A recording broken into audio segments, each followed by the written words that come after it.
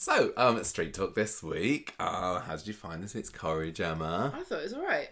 You gave more bang-ins than I did on our Street Talk shorts this week, didn't you? No, it's fine. You're allowed to. I thought it was okay. Last week, all the stuff with the Yvette and Aggie storyline, I thought it was fantastic. And I thought this week was so, but it's nice to have had the Stephen story back in full swing. Yeah. Although I know that not everybody feels exactly the same way about that. I just want to quickly say one thing before I forget to say this, but the way that they were talking and explaining, and the scene with Tim and the bread, makes me realise why sometimes when we're nitpicking about something and we're saying, oh, why didn't they just explain this, or why didn't they put in about that, and it's just like so much guff about bread and who did what and when and where they were going, and I can see why they don't bother to minutely explain every single thing that might still be. Yeah, but then there was also that other scene earlier this week, wasn't there, between Amy and Summer in the cafe, and they were talking about selling the flat and stuff, and they were being really, really vague with the language they were using. It was pronouns everywhere.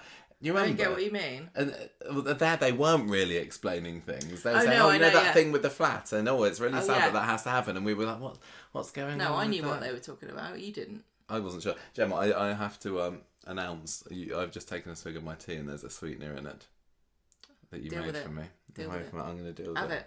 I don't want to have it, thank you. I will keep on going with that. I'll see how I get on. I might be okay. I apologise. Thank you, that's all I wanted. I didn't even have tea, I just made you a cup of tea. I know you did. Right, so, stories this week. We are going to start with Laying Down. Yeah. Yeah, you haven't heard that one before. It's good. Is that your instant reaction to that amazing storyline title, Laying Down? Wow. We fell down. And then we've got the explicit content warning. Final week of the explicit consent warning. Sorry, we've got a little bit more of a roll in the hay. I just Sexy Bexy is the best I got. Who's that? Yeah, Beck. Beck. I couldn't. Yeah. Beck smacks. I thought it was. I got Bex. confused. I thought it was like Sexy Brexit. Like No. Isabella, you're not allowed in the UK because we I have haven't got a Brexit. good one for that. And yeah. Brexit means Brexit. You're not allowed to come and insult our dogs. I've got a new name for the Isabella story. I like this. Isabella Harridan. Because it sounds a little bit like Isabella Flanagan. Yeah, I think that's a bit of a deep cut, but it is funny. That's okay, the listeners will get it. You get that, don't you? Isabella Harridan. Isabella Harridan. Now, I really hope that our beautiful, lovely, real life Isabella doesn't end up having that as a horrible nickname. No, I did wonder that when I typed it earlier, but I'm assuming that any of the nasty people at Isabella's school possibly don't listen to this podcast, so it's okay. What about poor old Helen Harridan as well, and all the other Harridans? Next. The acid rhyme. You've gone crazy. It's heat. Who wants to go first? Well, I mean, you do love the laying down story, but you also do love women's rights. So I don't know. I don't love women's rights. I just think that we should have them, and it shouldn't even be a question. You do the Amy story. Is that okay? Yes. No, you don't have to. No, you do the Stephen story. No, I'll do it. I think you're in too much of a flippant mood. I think I have to take it. I'm a little bit of a flippant mood today. Right, so laying down this week. This is the Stephen story. It's all heating up. And he's finally got this week somebody on his case. Somebody to suspect him. Stephen does. And that's what I've been saying for a while that this story needs. Don't know whether I'm happy that it's Tim, although, it makes sense to be Tim. We already had this conversation. I said it was going to be Tim in the beginning of your prediction. So anyway, we'll get on to that. Let's see what happened. So it's the house move at last. I'm sorry, this week. but I'm still literally traumatised by how stressful our house move was. So the fact that Elaine was a bit nervous and annoyed with Stephen not even helping her at all to move into this flat. I was completely on her side on Monday. This is like the most stressful thing that you go through as an adult. Moving house, and she's like, everyone's treating her like she's just being a bit annoying and intense about it. She's literally trying to move house. Yeah, this is so stressful. That's Elaine's default, isn't it? She permanently looks like a petrified mouse. Yeah, but so do I. Doesn't mean you're not experiencing actual anxiety in reality. Well, she's trying to pick the keys up and Stephen's not helping her at all, so she has to ask Tim. Has to enlist lovely Tim to help her with that, yeah. And so he hasn't got much choice on that. Yeah, bloody well help your mum, you horrible git. Michael, meanwhile, is being recruited into moving Stephen's furniture because he is his lackey. And I love that. That was so mean of Stephen. And then he... Sean and Izzy were there saying, you are just under his thumb at the moment, Michael. Because Michael like just wants to be some kind of protege for him, doesn't he? And I'm wondering, like, what's this leading up to? Is Michael... there are definitely times when I'm thinking that Michael could be a potential victim. I don't think that he will be, but I can definitely see Michael being made to be like Stephen's alibi. Like Stephen said, look, Michael, you just have to say I was in the office. Don't ask questions. If you want this promotion, this is what you got to say. And I think Michael would. He would do it. He would, because there would have been a scene before that with him and Aggie and Ed, and they would have been talking about Glory and her future, and he would have said he's trying to provide for her, and they would have said, well, you're onto a really good thing with this job you've got, don't pack that in. We're really proud of how well you're doing at that factory. You've never stuck to a job like you stuck to this. And then the next scene will be Stephen be like, Michael, pick the feet up. We're gonna get this body into the. Do you think he'd actually get him involved? No, I don't. But I think that Michael is. He's very moral, I think. Yeah, he is. But I also think that he could be easily persuaded. Yeah, he's gullible. Yeah, absolutely. He's not the brightest tool, is it? No, that's just my mean. It's stupid. Tools can be bright. I was talking about a torch. Exactly. It's not the brightest tool. Oh dear. Hot, everybody. Listen. It is hot. Oh, hang on. I'm not allowed to complain about it, but you are. I'm just, no, I mean, I have to You've use it as an mentioned it excuse. more than I have. I know, sorry. He's not the sharpest. I'm not having you have not the a go sharpest tool. So I think that the sharpest tool? Yes, that's the phrase. No, it's the sharpest knife. No, it's tool. I prefer not to use tired analogies. He's not the cleverest character on Coronation Street. Tool. So I think that that's could be. I hope that's where it's leading to, because Michael's just been kind of like a little bit on the edge of this so far. But anyway, today he's just been forced into humping around Stephen's furniture from one place to another. Stephen, meanwhile, is going to the pub. Gemma, are you just googling what the not the sharpest tool in the shed? It's not the sharpest knife in the drawer. Yeah, and I was thinking of not the sharpest tool in the shed. But sometimes, like, a hammer's blunt. You don't need a sharp hammer. Okay, so Stephen, meanwhile, is at the pub with Owen. And then Elaine... Right, let's remember, Owen is the Owen's the guy that was going to be businessman. Yeah, the one he fancied Jenny, and Stephen warned him off. Yeah, and he's interested in and he looks buying like Teddy, but it's not Underworld. the same person. Jenny does have a type, doesn't she? Clearly, I mean, not the same as Johnny or anything. Yeah, but even Johnny's kind of that ilk of northern businessman. I just think that Teddy and Owen, they just look, fairly. Do. If you swapped, honestly, normal. Can I just tell normal looking men. If you swapped Teddy's actor in for Owen's actor for a week, I would not notice. Anyway, so Elaine flaps in and she says, "Oh, Stephen, the van's all packed in. We need to go. Let's head out." So she drags Stephen away, leaving Owen on his own. Not pictured during this episode. Hours and hours of waiting for your solicitors to exchange contracts. I know, despite how flapped and frantic she is and everything, we still don't really get an actual picture of just how terrifying those final moments are when you like. It's like your homeless? Final moments. Like you're about to be murdered by an estate agent. Well, Elaine is, but just not by an estate agent. But Stephen's certainly got designs on. He's going to hit her with a really stale loaf of bread. Owen's saying, "Oh, I'm left in the pub alone with Jenny. Do you want to go and have a chat?" Because remember, the last time that we saw them together was Jenny having a go at Owen because Stephen had told her that Owen is a bit of a player. And so this is finally the moment when it kind of everything clicks and it comes out what she has been told. So back outside, Tim sorted the van. Owen comes over, lays into Stephen and says, "Oi, you said that I'm a." What's a nice way of saying it? Playboy. You said that I'm a playboy. How very dare you, sir?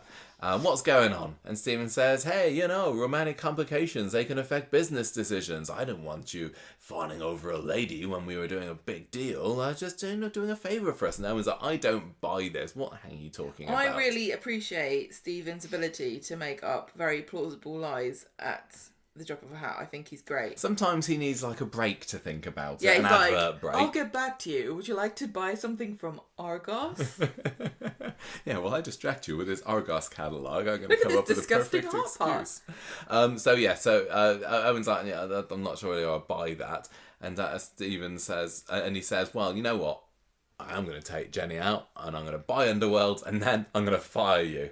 So Stephen's like, how dare you? I need this factory. Who do you think you are? You're not even a real character.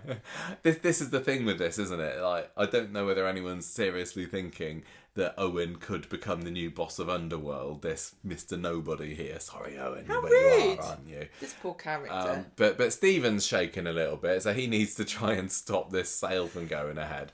And he goes to Carla to beg her to reconsider. She's like, look, he's like, you stay in charge of the factory with me. You can be a sleeping partner. Stephen's like, Carla, don't sell the factory. This is such a boring storyline. Again, Carla, how many times have you sold this bloody factory? It's just, like, no one wants to watch another episode about somebody selling their shares in Underworld. Stop. Yeah. Just stop. But she's like, no, sorry. After my relapse that I had the other month, the clean break's what I need. So Stephen's kind of brought it on himself here, hasn't he?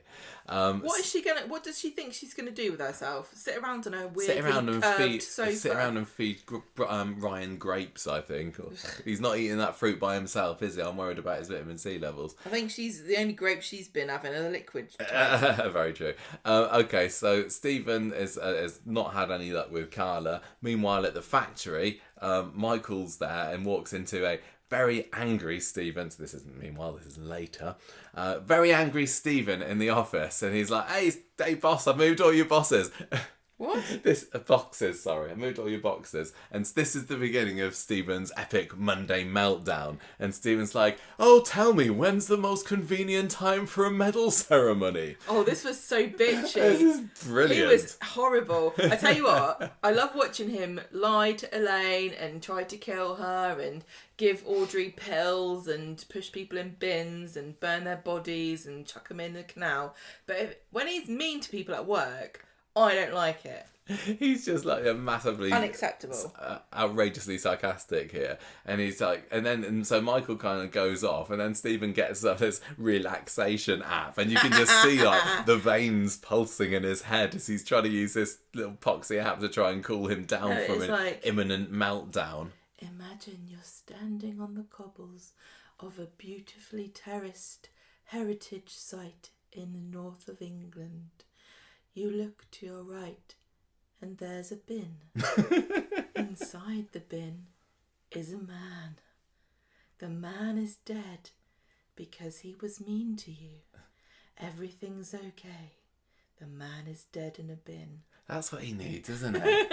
Calm down. Everything's going to go okay. Back. Not coming back. He's going to be recycled. The other one's in the canal. Okay, so then we get their little compilation of annoying sounds from the factory, including Sean and Izzy laughing, and people scraping the clothes hangers across the rack. The sound of a stag beetle in their kitchen. Thanks. That's a throwback to last week. And then it just makes him completely blow a gasket, and he storms out the office and is like, get out. Poor non-speaking extra who was just fiddling along with a rail of pants. She's like, I didn't do anything. What the hell? So she's like the main person that he shouts at, and so she kind of skulks off, followed by everybody else, and then he has a bit more of a rage by kicking things over. I preferred the bin chucking scene.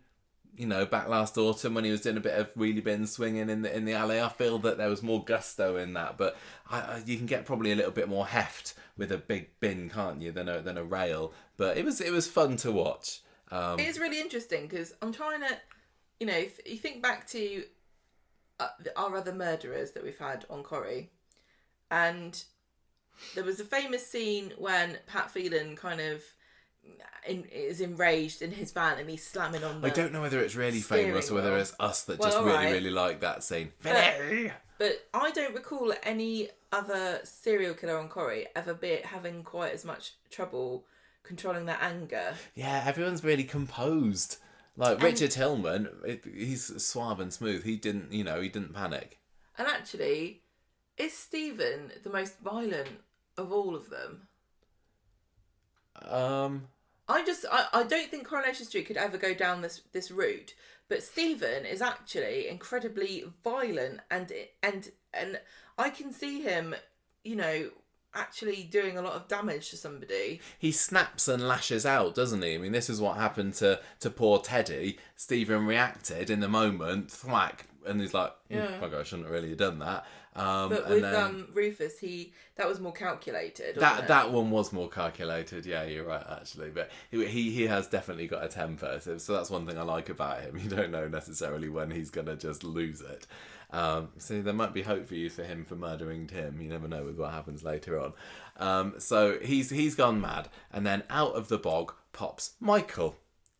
Are you okay? He thought, don't go in there. And Stephen's Are you mad about the smell? Because I swear it was Aggie's food. She made me it was an experimental breakfast. Stephen's like, oh, sorry. But Owen's been threatening to fire me, and Michael's like, obviously very sorry about this because Stephen's his big boss mate. No, basically, Stephen kind of manipulates Michael into thinking that they're both in trouble. Because he's saying, and almost as though Stephen's reacting on behalf of the injustice at anybody wanting to get rid of Michael for how hard he works to kind of get Michael on his side. He's like saying, no, not just anybody can come up with the idea of t-shirts with the same slogan on for children and adults. No, that takes a lot of brain power. No, they're different. What? They're different. What are the slogans are different? But they match each other. Do they? I can't remember now. But they're. I can't believe this. This is Michael's best idea he's ever had in his life, and you don't even remember what it was. Sorry, I should be sticking together us Michael, shouldn't I? Yeah, exactly. Just like Stevens. Yeah. So Stephen goes into the Rovers, gets an earful from Jenny, obviously, about about the lies that he told her, and he's like, yeah, you know what, I was just jealous of Owen, because you're pretty foxy lady, Jenny Connor, and I just need to talk to you. And he's like, okay, let's come out to the back. So he says, Jenny, look, I just couldn't stand the thought of someone else with you. That makes sense. And Jenny's like, well, fine. In the past, maybe I may have been attracted to you. Who knows what could have happened if we'd gone for that drink that one time. But it's over now. It's over now. And you're with Elaine. So that I'm moving in with her today. She definitely. I think that she would have, if she was still lonely at this point and he was, Elaine hadn't come along. Something might have happened. I think they're both really good looking, and I think that they're both ambitious. You can't have either of them. I thought we were going to be like one of these polyamorous couples. A throuple. No, but you know what I mean. I think that there's a mutual attraction there that I can't see between Elaine and Stephen. Well, no. I know Tim is always wrong, but when he pointed out that there might be a discrepancy there, I don't think. Yeah, he's onto something, isn't he? So Jenny's kind of saying, "What? How are you saying this to me?" I couldn't even bring myself to say I don't think he's wrong. I couldn't bring myself. How are you saying this to me? You're engaged to Elaine. What the heck? And as long as you two are living under the same roof, nothing is going to happen between us. End of. And that gets Stephen thinking, interesting. I think I just picked my next victim. You said living under the same living, roof? You say. I can arrange something. Is he going to keep a dead body propped up against the window like Mrs. Bates? And then Tim comes round. He's like, "Mum, why do you never speak to me anymore?" and then Stephen picks up Elaine's hand and sort of wafts "Get out, get out, get out, Tim! I don't like you anymore." "Mum, there's something different about you, and I don't know what it is, but I'm gonna get to the bottom of it. I swear." "Go home, Tim. I don't want you coming round here anymore." And maybe that'll happen. Who knows? Weekend at Elaine's. Weekend at Elaine's. Yeah, exactly. So Elaine and Stephen. Stephen goes back to the factory and bumps into Carla. And there's a really nice shot of the factory from down low. Lovely, whoever directed that. But wait, sounds like Carla is having second thoughts about selling to Owen. In fact, if Stephen can get the money, she'll sell to him first. Now, I can't remember because when about this happened, but she's maybe as part of a different storyline had chats with Steve, hadn't she, about businesses being difficult to sell at the moment. I don't remember what it is because he's selling up everything this week. No, he's not. Well, he's not in the end. But I don't know whether this happened first. But anyway, so Stephen has now got the possibility of gazumping Owen and getting into the Rovers he's first. Like, right, not Rovers, so Underworld. I could kill Elaine and get the girl and the factory. Yeah. Wow. It's a good job Elaine's so good at making sandwiches. Elaine and Stephen unpacking in the that flat way she's safe. later. And Elaine's trying to persuade him that, what are you doing this for? It's so You're funny. old like me. We should just be retiring. We should be winding down. We should be sunning ourselves on some beach somewhere, not working ourselves to the fingers to the bone. And he's like, no. And he's like, no, I need to do this. I want to work. I need the factory. And she's getting more and more frustrated with his refusal to even entertain the idea of retirement. So she drops off, and then you get this good moment where he's unpacking the boxes and he finds a pair of matching slippers that were like, what did they say?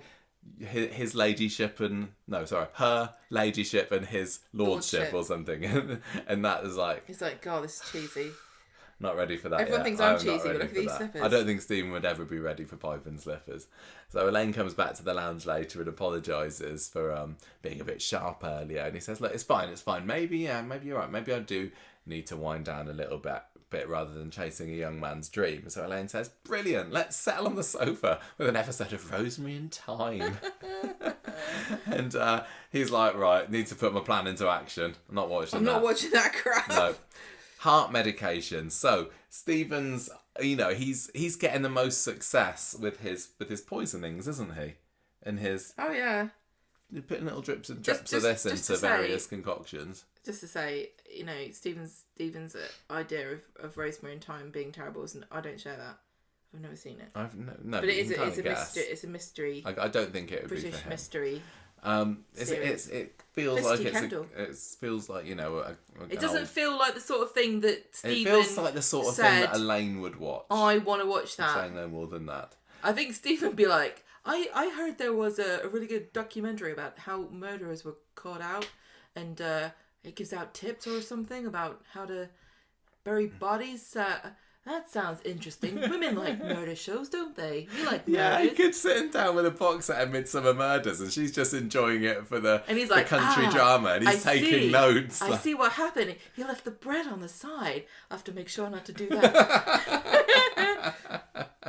That could be the perfect thing, wouldn't it? She'd love it. Please, Corey, can you...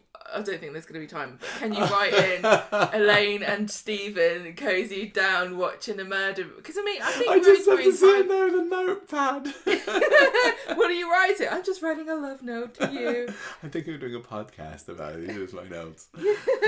Anyway, so his plan is that he's swapping out her heart medication tablets for caffeine pills, which don't really look the same, do they? But never mind.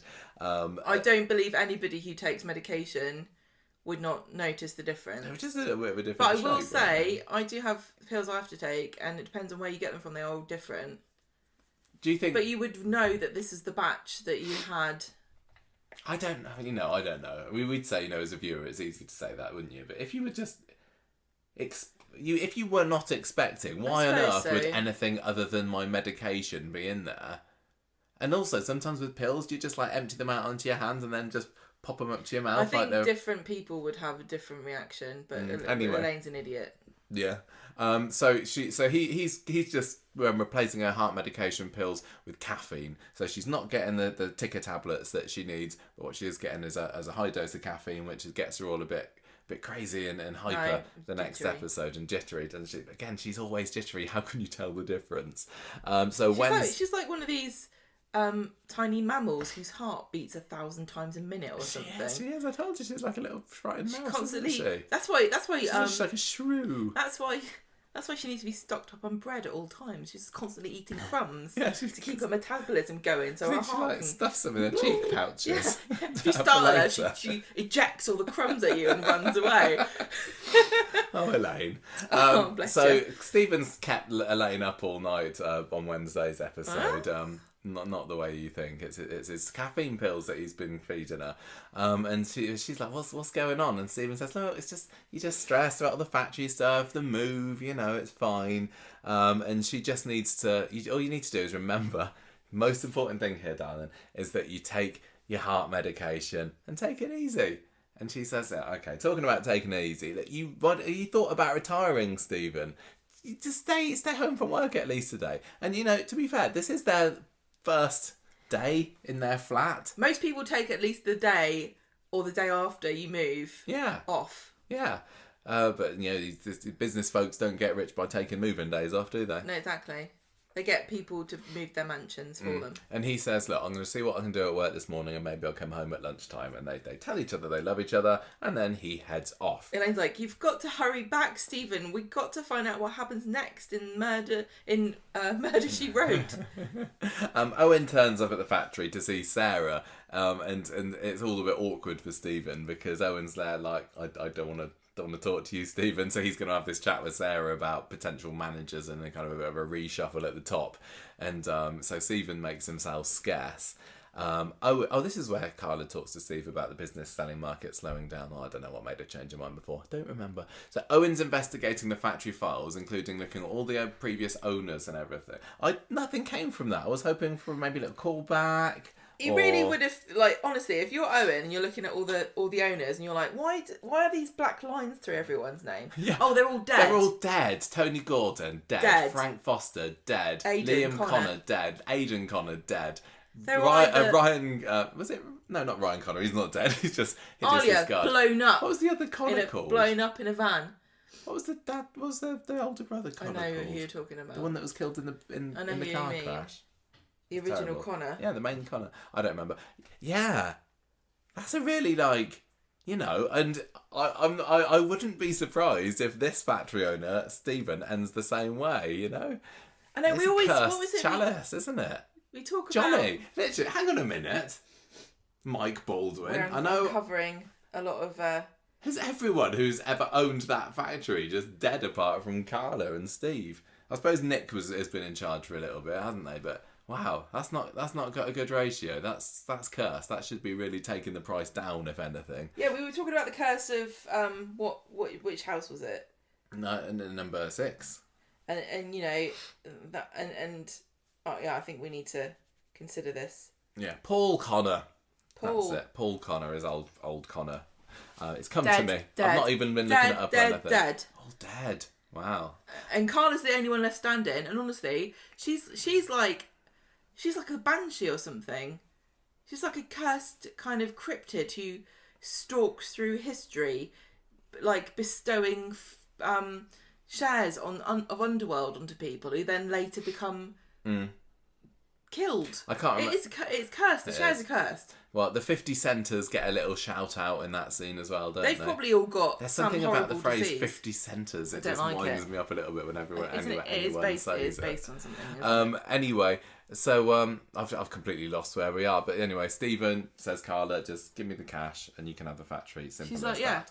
So Stephen comes home later. Elaine's in the flat with Tim, and he offers to make her some tea. Tim bogs off. So this is when we see the next little bit of the overdosing. Stephen's got some crushed up caffeine pills and puts them in the tea, hands it over, and then we later cut to Elaine and she's looking a little bit out of sorts. He doesn't give her a can of Monster Energy and say it's like Lucozade for people that are feeling woozy. Here you go.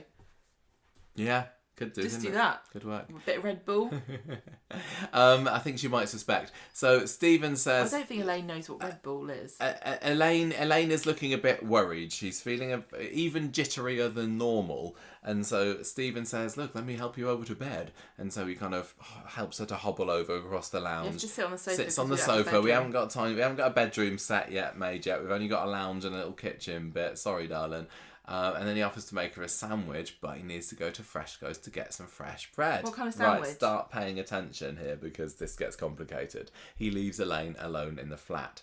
And then we had Stunt Elaine, didn't we? I like Stunt Elaine. I got Leslie Kershaw vibes from this fall. It was a boom on the floor, wasn't it? This Elaine fall. Don't show the face because it's definitely not Paula doing that. She's not looking good. Passed out on the floor after all that caffeine. Stephen comes home later and finds her, and he's like, "Yes, my plan worked." Already, this is brilliant. Puts the bread down on the side. Pay attention. Bread down on the side. Bread down. And he's like, Elaine, can you hear me? Elaine. And then he goes over to her and he takes her pulse, and then he's like, Elaine. He then sneaks himself back off to the cafe. He must have realised that she's not dead at this point because he took her pulse. Yes. But he must Do you think he's like a bit disappointed? Oh, you can't. Do you think he's like going? Can you give people too much caffeine to kill them? Oh yes, you can. Oh yeah, Yes, you can overdose on caffeine and die quite spectacularly. I'm afraid. And that was a spectacular fall. So she had a close call, didn't she? Do not mess around with caffeine stuff. Really, don't. Okay. That's my advice. If you only listen to one thing I say today, it's that. Yeah, don't try this at home, everybody. And also, he's a bad un. Stephen's innocent. He heads back off. Well, no, I'm wondering whether he's thinking she's not dead yet, but she should be dead soon. So I'm just going to leave it a bit. Yeah, longer. just go and have a coffee. At because Roy's. if he gets help for her now, then she might survive. Why didn't he just wait there though?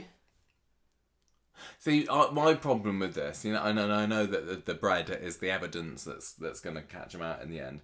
But I would have thought that somewhere swanky like Red Bank may well have CCTV. Though they did have the CCTV. Like Ed's flats got CCTV. Yeah, that's true. They would have seen him Red coming Bank, and going. Yeah, but Tim hasn't picked up on that, and also you'd have to. Like the intercom but you could have a whole massive storyline where he tries to get the footage of the Ring doorbell, or get the security guard to give him the footage, and they refuse to. That Ring doorbell, that's another thing that I was determined was going to have an important storyline role to play, along with the scaffolding, doorbell, which we'll get to later. Whatever, get over it. Disappointment. Oh man, that scaffolding. I was trying to think of what I was going to say. Never mind. So, he's left, and I think it was straight away then I said to you, he's left the bread. Someone's going to find that bread. Yeah. Bad move, Stephen. So Elaine comes to later. Stephen's in the cafe and Audrey's chatting away with him. Yeah. Elaine comes too, and she's all dazed and confused. So totally back to normal again. This might end up coming out at a later point because Audrey sees Stephen in the cafe and says, "How's the move? Can I come and see the flat?" And he's like, "No." Oh yeah. She tries to. She might remember this later maybe or maybe not. So Elaine's there trying to us out to the coffee table, but collapses again. What? I know what I was going to say. What? I wonder, and I don't think this will happen, but it would be a really interesting new angle that Corrie has never been able to do before because of technology. If Tim might buy Elaine one of these new watches, these Apple watches, but it wouldn't be obviously branded because they know when you fall over. Yeah, they do, don't they? You can have a. And if my mum fell over, I would get her one of those because they can save your life. Yeah. Well, What? No, nothing. I was just trying to think. Because I know that there's all other devices you can buy for people. You can probably get something similar that doesn't cost quite as much as an Apple Watch that does the job. Well, there are lots of different things, but that might be something that would be really interesting that Corrie could explore, possibly technology-wise. Because I know there was even a murder case where a guy was found guilty, I think, or they were trying to investigate him because of the data collected by the victim's Apple Watch that proved that her pulse was went at a certain time when he said he wasn't there, but he turned out it was there, etc., etc. But fascinating. Thank you. I knew that was interesting when I started saying it. What's happened to poor Elaine? She's been stretchered into an ambulance. Stephen comes out of the cafe later and sees her there. No. Sally's there with her. Stephen panics, and there is quite a nice little cliffhanger when he's standing outside the ambulance and he's like, Elaine, and she doesn't respond, does she? So there's like a moment of, does she know? Well, hang on. But actually, she's just ignoring him. He's panicking because she's been brought out in the ambulance. Because if his plan had worked the way he wanted it to be, they wouldn't have taken her to the hospital because she would have been dead. Yeah, exactly. But I think that he is worried here that she might have known, because especially if he was literally saying, Elaine, are you there? That is so risky. What if she just said, oh, hello, yes, I am. Yeah, but then he would have said, oh my God, you've fallen over. Or maybe she could have come to just, 30 seconds after he left the room, and she'd have been like, why did he come in, call my name, and then disappear off not come back? To be fair, though, he's too confident. He's got 3 victims under his belt. He's been a bit cocky. With me in the middle of the night, you don't even remember them. So I do, yeah. I could murder you then. So Stephen gets into the ambulance, and luckily for him, she hasn't seen him. She didn't see him in the flat. She doesn't remember. She's all nice with him, and she says, "Oh, I've managed to reach the phone and call an ambulance." Oh, great! And Tim comes over and he tries to see her, but the paramedic says, "No, we got to get her to the hospital." So they close the door with Stephen inside, and he's like, shakes his head at her like Stephen does. It's like, I'm ready. This is you weren't watching at this point. You were tweeting something. I said, "Remind back this. Look what Stephen does." And he gives her a shake of the head, like, "I'm so disappointed in you, Elaine." Why can't you sorry, just Stephen, die? Sorry, I'll try and die better next time. So the word starts to spread. Maria goes and tells everyone in the Rovers. Tim gets to the hospital, and Stephen tells him that Elaine's fine. Not sure what's wrong with her. They don't actually get to the bottom of it, do they? She got Ditzy Mouse syndrome. Ditzy Mouse, everybody. And she's... Well, this is when Tim and Stephen are there together, and Elaine's being investigated. And he says, the reason why your mum was alone in the flat was because I was going to get bread. Mm-hmm. Remember this. Remember. So, the doctors still haven't found out what caused her to faint. She's okay now, though. The doctor's like, come here. I think she's just a bit weird. She's a bit bit flighty. Yeah. So I've put that in her notes, bit flighty. And just don't let her watch any murder shows. No more Rosemary and Thyme. She can only watch... What would you recommend? I can't think gentle comedies. Oh, what about that new one that we're watching on ITVX this week? Significant Other. That's quite gentle, isn't it? Yeah, she can watch that. Good. She can watch Absolutely Fabulous, but she can't laugh. You're not allowed to laugh at anything. We finished watching Alan Carr now, haven't we? She can watch that if she likes. That was very, very good. If she's open-minded, she might not be. I think that she is. I think I can see Elaine not minding the story. I can see her going, it's a funny show. This week, we finally watched the last episode of Benidorm, didn't we? We have reached the end. She can't watch Benidorm, that's too raucous. It didn't go out on a high, I'm going to say. It was good. It was fine. It was a good series, but second half of the series... when the Garveys left, it went... Yeah, could have ended there. Anyway. So Stephen, they're in the hospital. She's all right. She tells Tim, I'm fine. Stephen's going to take care of me. Good. Stephen and Tim are back in the flat later, and Stephen's packing her an overnight bag, and when he's left alone in the kitchen, Tim just kind of absent-mindedly moves the bread, doesn't he? He's not clocked anything unusual at this point. And I'm like, I don't want him to find out just yet. I didn't want him to put 2 and 2 together quite as quickly as he did.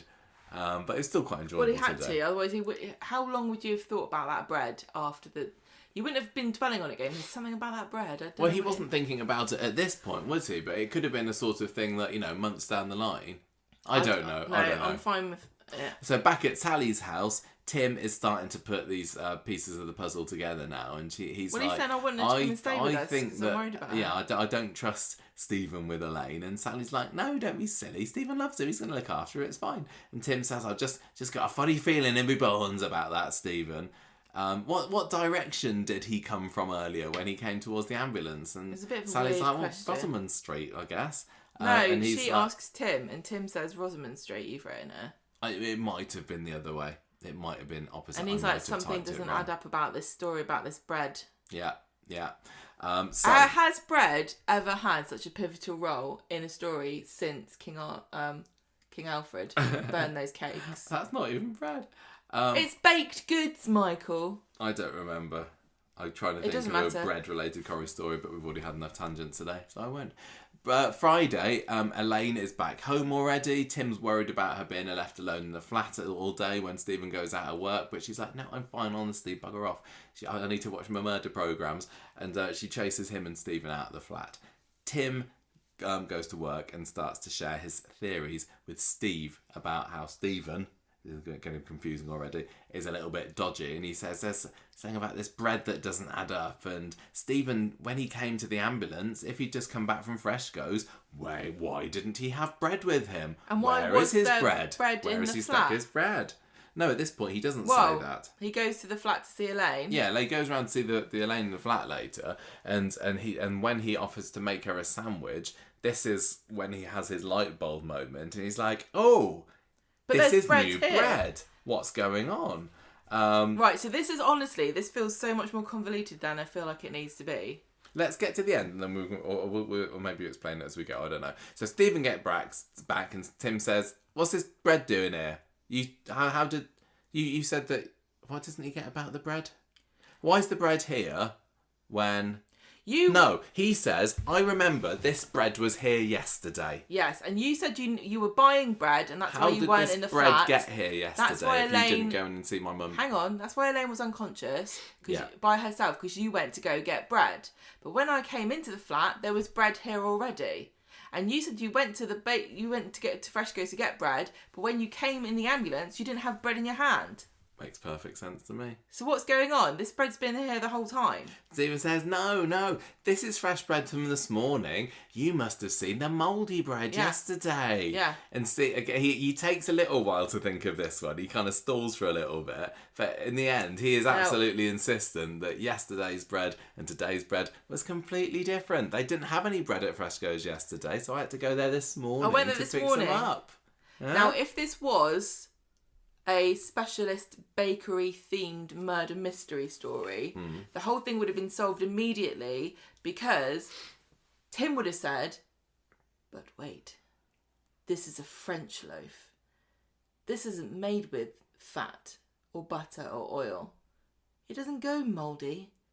It goes stale. Oh, yeah. You're lying." And then he'd go, "You've got me, you've got me." I would say that jumped out of a window Tim is more a connoisseur of like biscuits and crisps rather He's like, than "This bread. is a Jaffa cake. It goes hard when it gets stale, not the other way around." Yeah, he didn't get. I didn't get why Stephen. If I was Tim, I would have said, "We've literally got a bakery set on the programme now. Why didn't you go to the bakery? Why didn't you go to Rutland's?" Because she likes Fresco's Finest, and they're trying to flog Fresco bags in the gift shop. Elaine completely believes Stephen has died of the story, and she's like, "Tim, what do you want? Blood?" And Tim's like, "I don't, but he might." So he's completely convinced at this point that Stephen is about to bump off his mum. Stephen pretends to try and make peace with Tim later on in the episode to buy him a pint. Would you like a pint with some honestly, I love your in it?" mum. What motive would I have for trying to kill her anyway? And Tim says, "I don't know yet, but I'm still suspicious and I'm keeping my eye on you." This is unbelievable. Why? You can't think of a motive, Tim. What, to kill off your annoying mother? She's annoying. She's rich. He fancies Jenny. She keeps going away from the programme and then coming back again. There are so many reasons. So, how did you enjoy this attempted murder this week? Sorry, that's the end of it. That's the cliffhanger that we're under. I mean, I don't know whether it'd take too much of a stretch of the imagination for Tim to come up with the idea that his mum's recently come into possession of quite a large amount of money, and maybe Stephen is after that. But how did you enjoy all the attempted murder ends this week? I thought this was really good. Oh, wait, there was a funny bit where Elaine was on the floor unconscious, and there was a book on the table called Dumb Witness. Oh, which yes. is great. Because that's a book about poisoning, isn't it? Well, it's also, she is dumb and a witness, but she doesn't even know what she's a witness of. Witnessed her own poisoning. My question is... What's the story of Dumb Witness? Why are you asking me? I thought you knew. No. It's a story about... somebody. You just told me what it was. Why are you asking me if you know? Somebody put it on our Facebook group. Sorry, I can't remember who it is. Sorry. No, it's a story about somebody who tries to poison their family member. Why do you think I know that? Because you know books and stuff.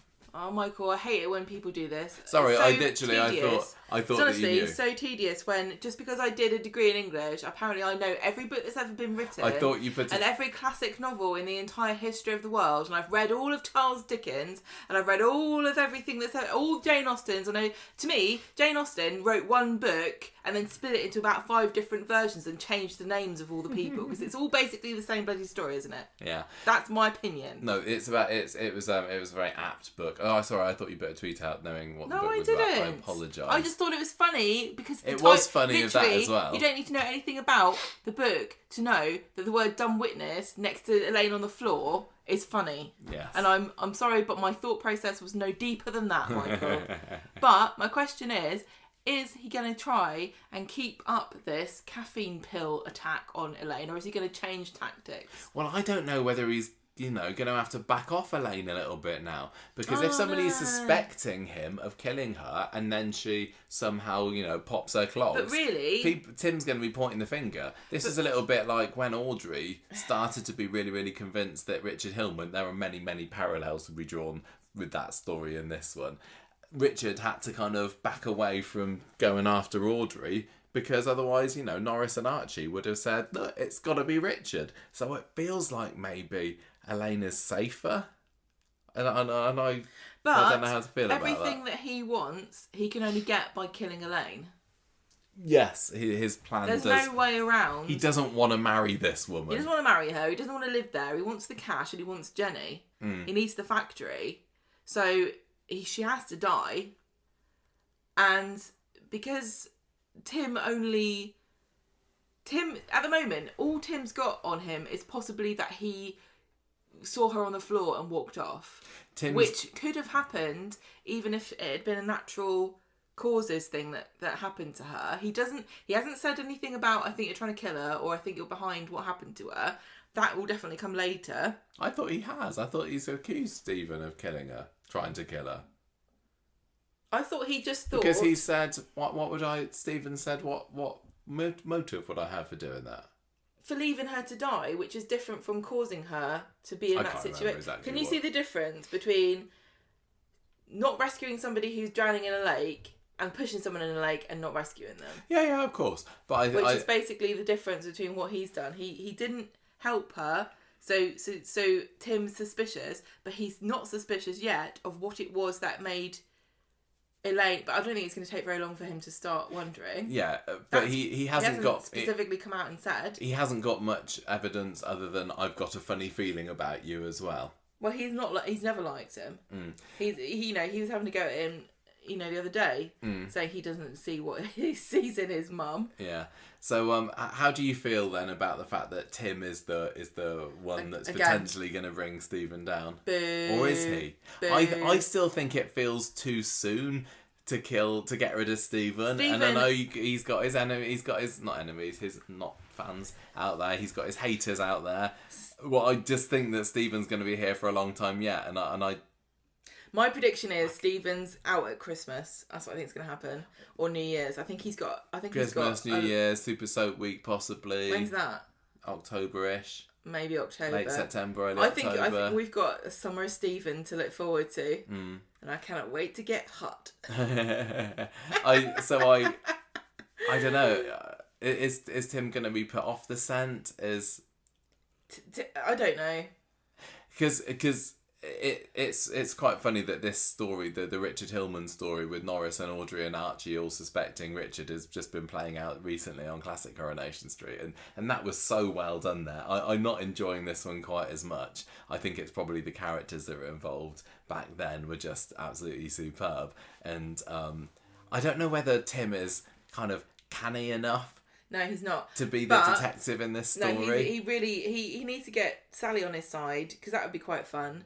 But we were talking about how physically intimidating Stephen can be and how violent he is. It makes me wonder whether this is all going to end in some kind of fight between Stephen and Tim, or whether Stephen might just scare Tim off by threatening him.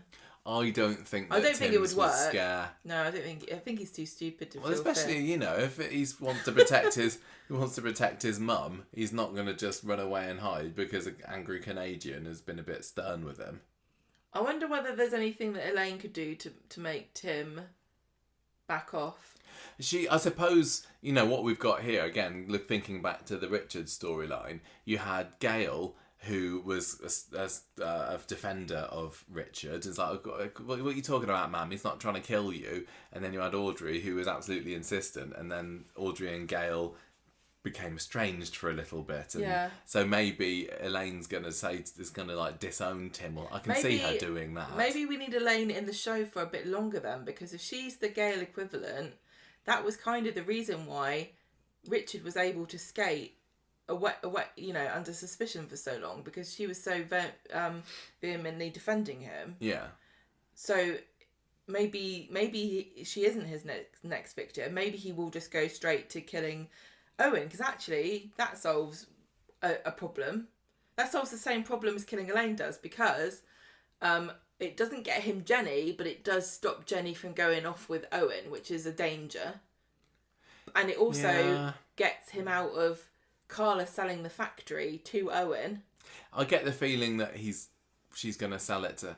I said, Carla needs to sell this factory quite quickly, doesn't she? So whatever's going to happen... I know, it's got to happen fast. There's no other source of income for Stephen. I know that's never stopped anyone on Corrie before from just suddenly having oodles of cash. Well, he's also been trying to do stuff with Audrey and getting her money. I'm not convinced that Carla won't just change her mind next week and go, oh no, I'm going to stay in the factory, I've decided. Yeah, it wouldn't surprise me. What else was I going to say about this? I just had a thought in my head, but I can't remember what it is. Something to do with owning the factory, or getting rid of Owen, or no, I can't Jenny. think. Yeah, I was just gonna. That's it. What I really, really, really want more than anything is for before Stephen goes off to the great beyond bin in the sky, is I want to see him being the landlord of the Rovers. Yeah. I just would love that. I know it's not going to last, so please just let it happen. Jenny and Stephen, I would love to be a couple, but it feels like we need a lot more time. If this story was going to end around September or October time, I don't think that's quite enough. I want to see him bar Tim from the pub. Oh, yes. And I also want to see him ring the bell for time, and then like in a really menacing way, like it's time. Last orders. Yeah, like it's you're about to die. It's time. Your time's up. Yeah. And then it cuts to Tim, and then it cuts to Stephen, and he's ringing the bell and looking directly into the camera. Yeah, I would really like to see that. I mean, it's less necessary for him to own the Rovers or be part of, one of the managers of the Rovers if he's still in charge of the factory. But maybe Owen is going to get the factory for a bit. Maybe he's going to do a Debbie and just buy everything on the street. If Owen got the factory, Stephen would have to find alternative employment. Yeah. So that money might double down on pursuing Jenny. Then he can bar Elaine from the pub. Why does he have to kill Elaine anyway? Why can't he just dump her? Because I suppose he wants the money, doesn't he? He wants the money for the factory. Yeah. And we still don't really know what particularly why he's so keen on this. I mean, Gabrielle's gone now. I don't know if she's going to come back and get killed. Oh yeah, she's had a lucky escape. Because we were like convinced that she was gonna be a goner. Oh, I'm sorry, I love this story. I know there are loads of people that are hating this, but it's just ridiculous. And the fact that it's so bread was the key item in this week's it's another. This is silly, farcical. And they know it's silly. You got bins, you got hole punchers, you got bread, you got kooky LSD trips. It's a silly story, isn't it? We all know it, and it doesn't bother me whatsoever. What did you think of their new flat? Liked it. Nice spiral staircase. Oh wait, yeah, that's fancy. Really cool. But fancy windows leading out to a brick wall because it's a set. I thought it was quite nice. Yeah, it was nice. Bit too early to judge because it's full of boxes at the moment. I'm glad that we got to see it because they've been talking about this flat for ages. Poor Elaine. I feel so bad for her, really. I know she's a silly little flippity-gibbet, but she just wants to retire with a man who loves her and watch Rosemary and Time on the sofa. And I don't blame her. Isn't that just the dream? Yeah, I mean he's been saying, needs is a cat. We could retire here, or I could work for a little bit longer, and then we could, retire on a cruise ship or something. I'd be so annoyed with him if I was retiring, because I'm pretty sure you're going to be able to retire before I do, because you're a teacher pension. Yeah. And I'm going to be working down Tesco while you're sunning yourself on the deck, probably. You wouldn't let me. Well, what if do you I think was I'm going to do? myself on the deck, that'd mean that I'd be like having to do the housework and you wouldn't trust me. I'd be making the dinner and stuff. Oh, that sounds terrible. Anyway, that was fun. That was my favourite story of the week. But we also had the explicit consent warning, didn't we? Do you want to move on? Are we ready? Ready for new story? Yeah. Bit of Amy and Aaron. Aaron's last week. Well, it wasn't just the last week for Aaron. No, we had double exit this week, didn't we? Aaron and scaffolding. What the hell? I'm just lost for words. That scaffolding has been up for a year. Something happened here. Yeah. That we don't know what it was. Something behind the scenes went wrong. Somebody needs to tell us, please. No, I don't need to know. I prefer probably not to know. Would you?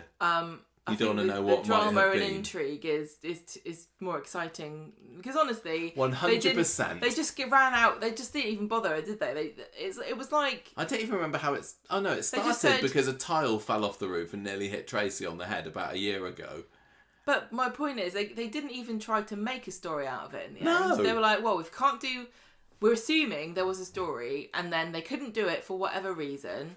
Yeah. And then they said, we're not going to even bother or think about anything new because that story was so great.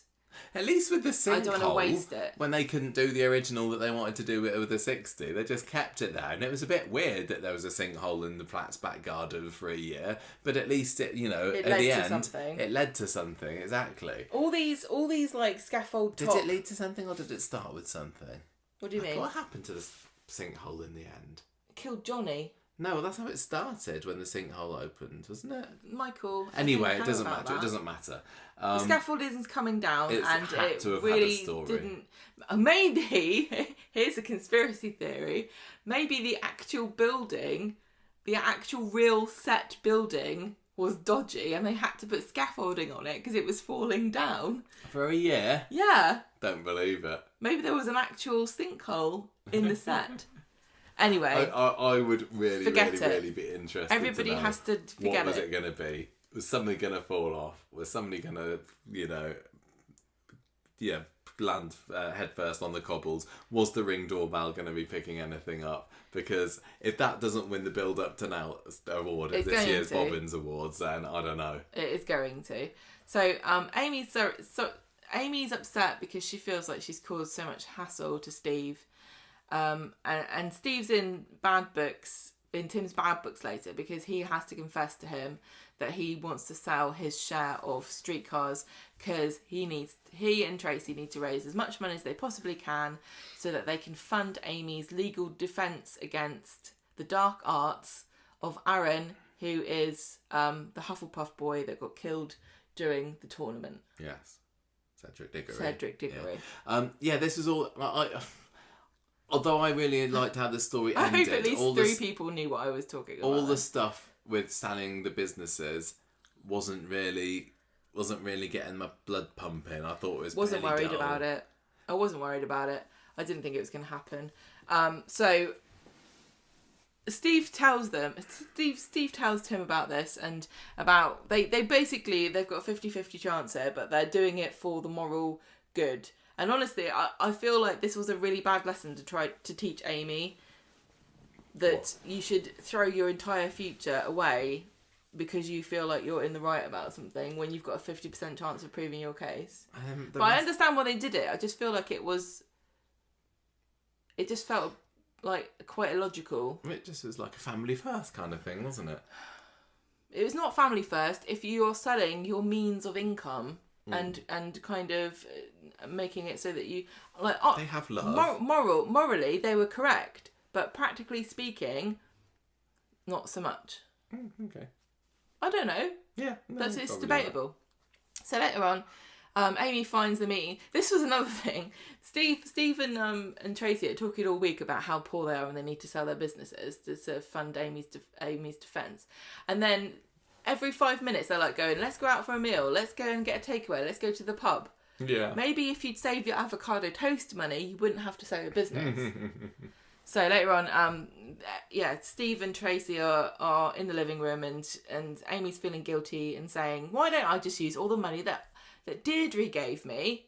And everyone's like, oh yeah, that would make sense. But Steve says, no, that's not what it's for. It's not for that. It's not for that, but at the same time, why doesn't Amy lend her parents the money that Deirdre left her, and they can pay her back if they don't win the case from the earnings from their businesses that they will still have if they don't sell them. Good point. Just an idea.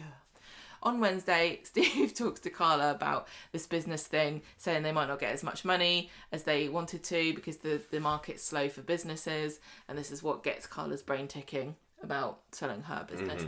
Amy and Summer talk about Steve and Tracy potentially having to sell the flat that they're living in just for the money for this, and Summer's like, don't worry, we all just want you to win. So, this poor man, Billy and Paul's just been diagnosed with MND. Summer's, terminally stupid. Billy is a hand-wringing idiot, and they're all being evicted because of Amy. So she's starting to feel really guilty about this. But everyone's just so nice about it, aren't they? And so supportive and lovely, just like they would be in real life. So they go to see Adam at the lawyer's office, and Dee Dee's trying to go through the evidence to see what they've got to prove that Amy was drunk. And she's got this receipts and things, and she says the only thing that we can say is that they've got the receipts to say that they bought wine, but Amy's case kind of rests on when did they drink it? Did they get drunk together in the flat? And if you thought the bread thing was confusing, this was more confusing to me, but we don't need to worry about it because in the end it doesn't make any difference. So don't worry too much about this, but they're trying to prove when this wine was drunk. And Amy's like, well, this whole thing rests on this very crucial piece of evidence. But actually, myself, I don't think this does prove much at all. No, that's what I was thinking. It really, really doesn't. I felt bad for the writers and the, the storyliners here, because they were trying to spin some kind of logical defence out of a situation where it literally is he said and she said. And there was, they were trying to hang it on something. In a bin isn't going to make much difference. I don't know if there's ever been a case that has been a real life case where something was proven in this way. Maybe they based it on something real, but it just felt very, very tenuous and incredibly... Well, as you say, it doesn't make any difference in the incredibly end, difficult to... Anyway, Tracy finds Steve and says that, hooray, somebody wants to buy the florist, but they want a quick sale. So Jolly it's now Hollyhocks. I love that name for a business. Isn't it Jolly Hollystick? No. Hollyhocks. That's a flower, isn't it? Oh yeah, I know it's a flower, Michael. It's a play on the phrase Jolly Hockey Sticks. Hockey Sticks, yes. Yeah. Okay. Oh, I understand. I really, really think that Preston's Petals needs a rebrand, and I think they should just steal this name. Yeah, what are they going to do about it? Why is it still called Preston's Petals? I don't think Jolly... After all this time. I don't think Jolly Hollyhocks is a particularly Weatherfield name. Sally would love it. Sally would get all of hers, and then she'd be like, "Would you like my posy? I got it from Jolly Hollyhocks. It's just a little bijou florist round the corner." So, now or never, basically, as though there's only one person who wants to buy a florist in the whole of the country. Aaron brings some bits and pieces over to the flat, and he gives them to Summer.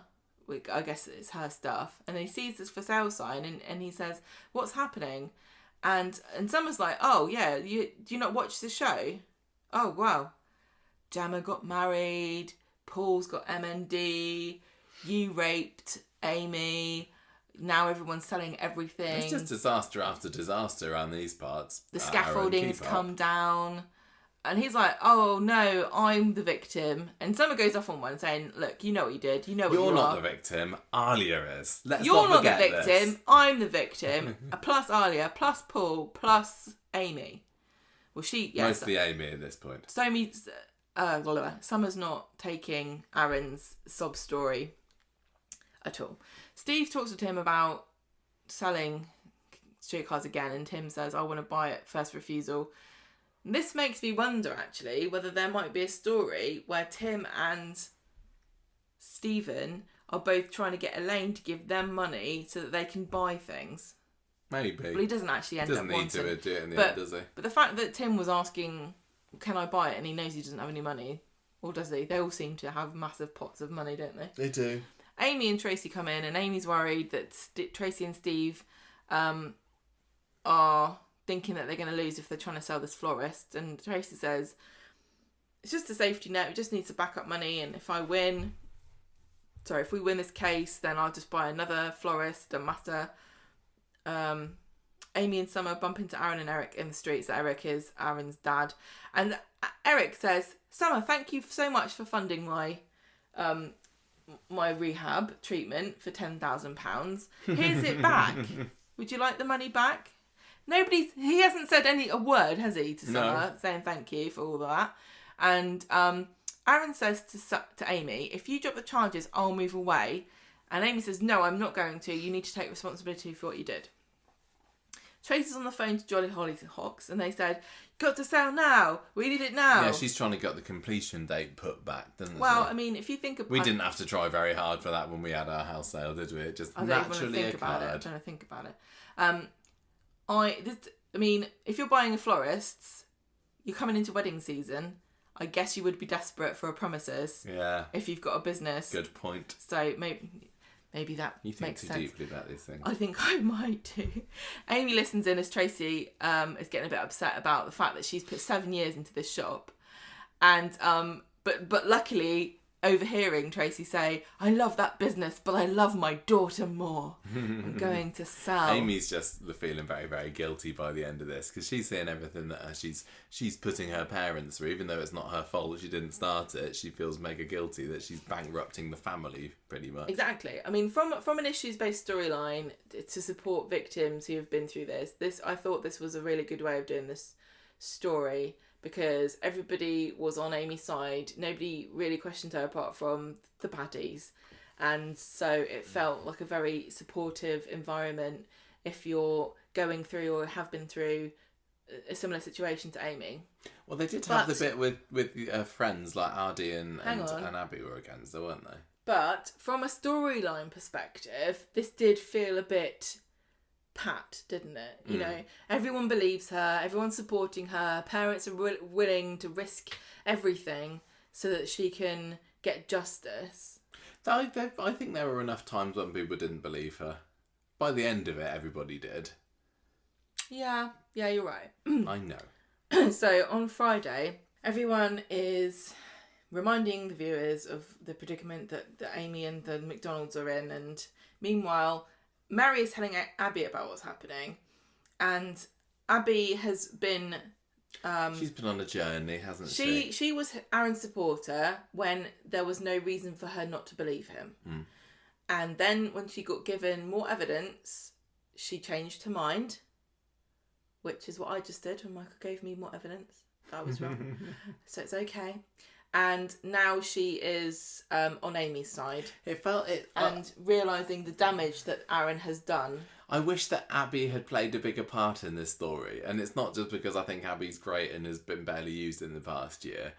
I felt like there was so much... This is what I was trying to say a little bit more. You know, there was so much more that could have been in this story. Yeah. The whole street could have been divided in two, really. Yeah, I feel like the story lost its way a bit. There were some bits that were brilliant. Like, one of my highlights of this story, apart from the episode where it happened, was when Ardy was drawing on his head. Do you remember when he did the light? That was utterly fantastic. Yeah, but it was moments like that seemed to be few and far between, and then they go weeks without anything happening, and then it was just more like, oh, you know, will people believe me or not? And I liked the story, but I didn't love it. It's not going to go down as epic. You remember that Corrie rape story, which I think when it was first announced, I thought, this could be huge. I don't know whether it's going to go, whether it's going to be up for the awards this year. I think it was powerful and important, and I think it changed some people's minds or made them think and challenge them a bit. Yes, it definitely did that. And if that was what they set out to do, they perfectly pulled it off. That worked really well. But for a soapy entertainment point of view, that's what I was trying to say. There weren't quite so many big hitting, memorable beats to it. There weren't, friendships torn apart. People screaming in the street and crying. I don't know if we needed that. I don't know if that would have been supported. But again... There were for a bit, because it's like, oh, Ardy, you're on Aaron's side for a moment, aren't you? But it just didn't seem to... There was a lot of room for more problematic opinions that... And again, I just want to say one more thing too. this felt, again, like the story got distilled into something dull and soapy, where it was something really interesting and a bit new, with the consent stuff, because I really do think that we're in a new era of understanding consent and what it means and how you give it and what you've got to do to make sure you've got it, because even people on Twitter are still not really getting. So this is very new. This is a new cultural kind of thing. But what did they turn it into? A storyline about selling a florist and street trying clothes. to raise They just money. turned it into something that we've seen a million times before. They could have cut out all of the rape stuff and still had a storyline about Steve and Tracy selling their business. I liked how it ended. Let's get to how it ended. It ended well. Okay, so Amy's like trying to find evidence to prove that she was drunk when she said she was. So she asks Ed if the flat CCTV covers the bottle bin. And, this is quite funny because Ed wasn't even supposed to know they were having a party in this flat. And now it's a crime scene. And he's being asked to provide evidence. And he seems really cool about it, to give him his credit. But I would be, when this is all over, if I was Ed, I'd be round to the McDonald's house and I'd be saying, your daughter had a party at my flat without my permission. I'm a bit miffed about it. I think she should get a slap on the wrist. I thought this bit was a bit weird because he's like, oh no, the CCTV automatically deletes after a month. Well, but then they still had it anyway. I know. She comes back with it. So what was the point of that little... Well, I don't know. So... does it cover the bottle bin? And I was a bit shaky on what that proved, but she gets this footage, and Amy explains to Steve that this could be evidence that she and Aaron were drunk the wine at that flat because of something to do with the bottles being in the bin at a certain time. But anyway, Steve's really pleased and proud of her, but she's really concerned that this is not going to be enough. And again, it isn't. It doesn't prove anything, really, does it? Because really doesn't seem to. So what if there were bottles there? If I was defending Aaron, I'd say just because there were bottles put in the bin, it doesn't mean that those were the same bottles that were bought earlier that day. They could have just been, a pile up of bottles, so they put them outside. Kids could have bought the bottles themselves. Yeah. Do you have footage of them leaving and coming? And also, if they were both drunk, how does that prove that Aaron raped her? It really doesn't prove anything because... If anything, it could have proven that Amy was well up for it and she didn't know what she was doing. No, but that doesn't help his case, does it? I've said this before, that this whole issue is based on the way that the court cases and evidence is set up. And it's not to help women in this situation because for the past, thousands of years, nobody cared about women being raped. And I'm sorry, but that's true. The court system was never set up for a situation like this where there really isn't evidence. No, and do we want? Could there be? And my devil's advocate says, do you want to live in a world where you could just get somebody convicted of a crime with no evidence? I don't know. I've said this before many times in the show. I don't know what the answer to this is. I just know it's awful and I feel really bad. And I think Corey's done a really good job of pointing out the problem. Yeah. Absolutely. And they haven't tried to solve it, and which I think is good. But there was a resolution for Amy in the story. Let's get to it. And we might get there, mightn't we? We might get there in the end. So Eric and Aaron are having this conversation in the flat where Eric's really positive that they're going to win this case, and he's getting frustrated because Aaron's like, oh, I think I might have done it.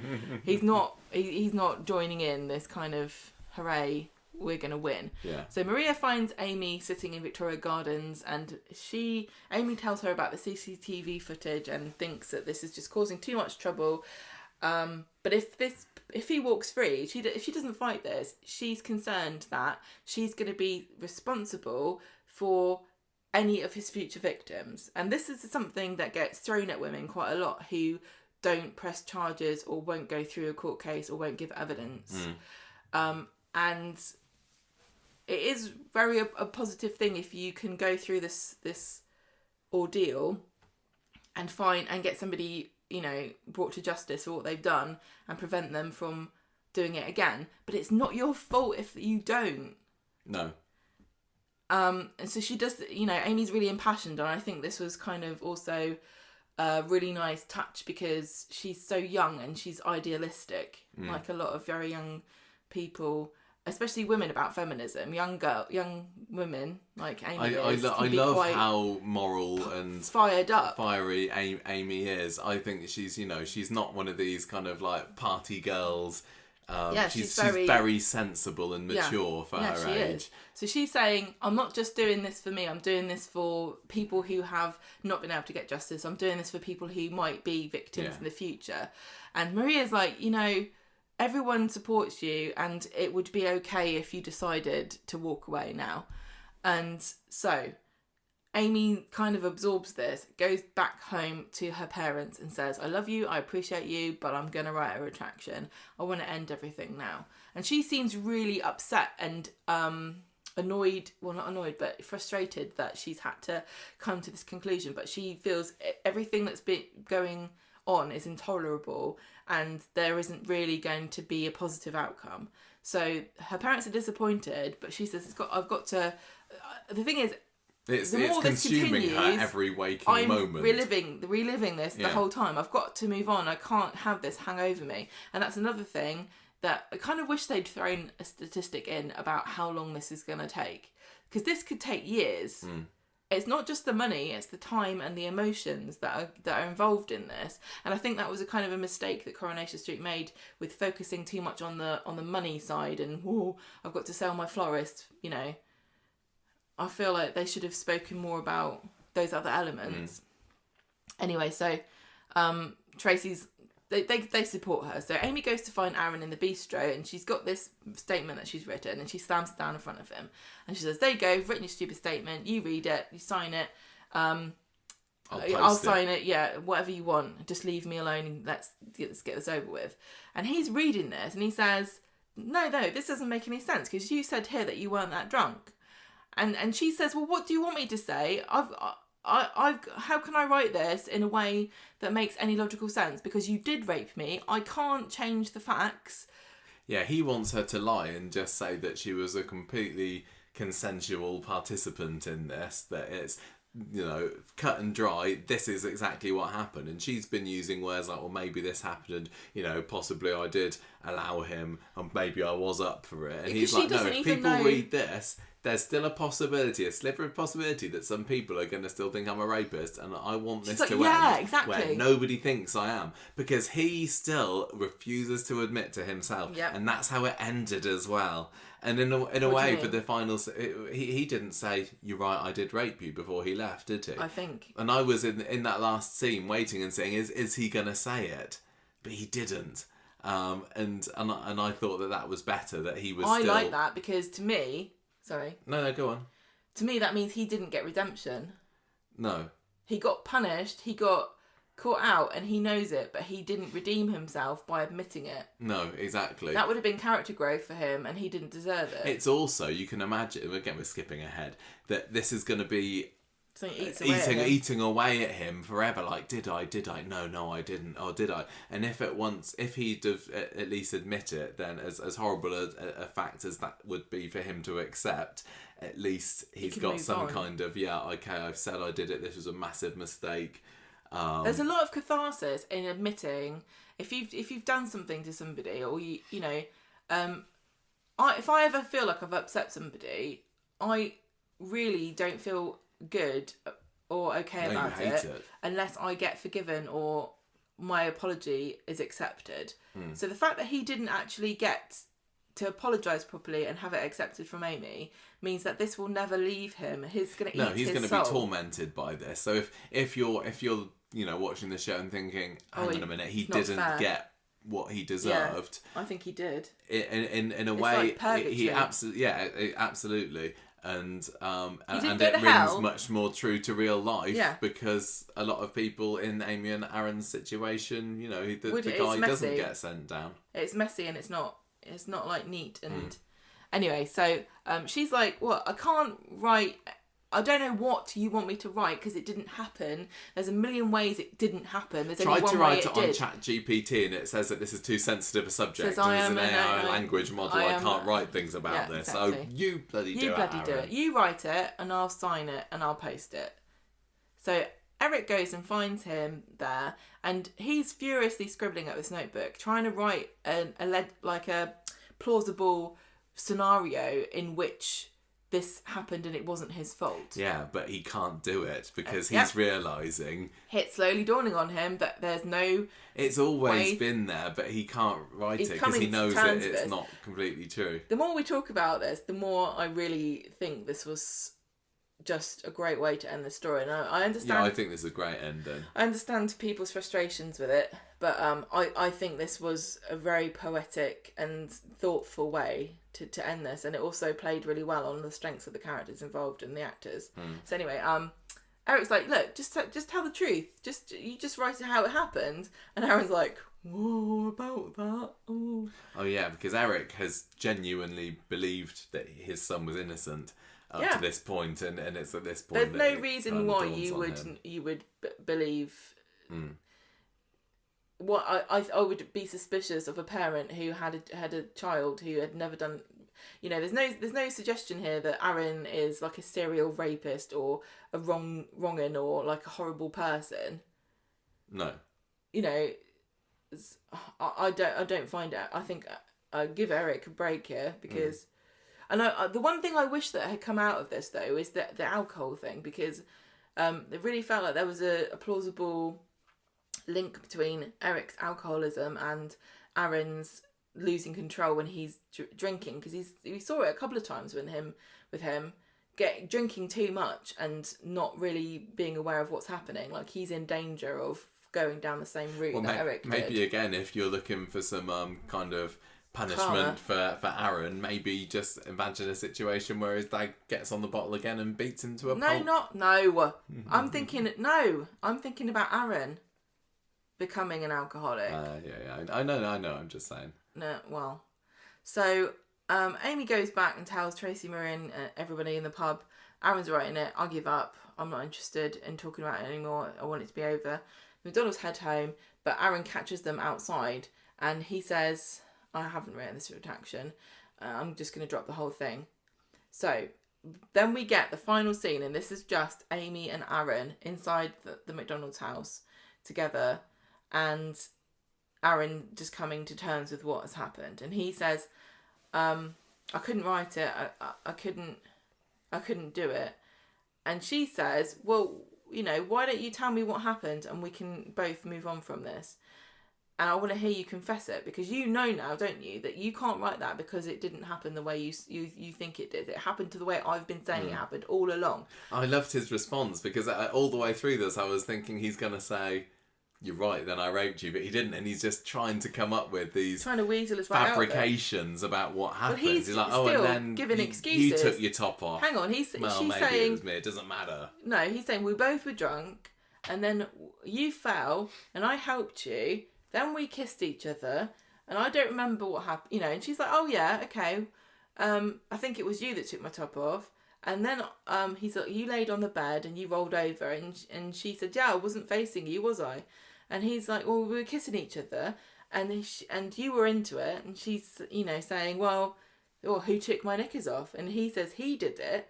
And then he says, what happened then? She says, what happened then? And he says, I was kissing you, and then we had sex. And she says, oh, I was unconscious and you raped me. She's like, I don't remember any of this. I don't know what happened because I wasn't And he's still awake. painting this story that he's making it up. This may well have been the story that he's been telling himself happened for the past few months. He doesn't know what to say and to now this. He's saying it out loud, kind of realising this doesn't sound very plausible. I really thought this was great, the way they performed it too, because he kind of goes into this, with not very much confidence and just gets completely demolished. Yeah, he leaves a snivelling wreck. He's snivelling, and she says, you know what you did.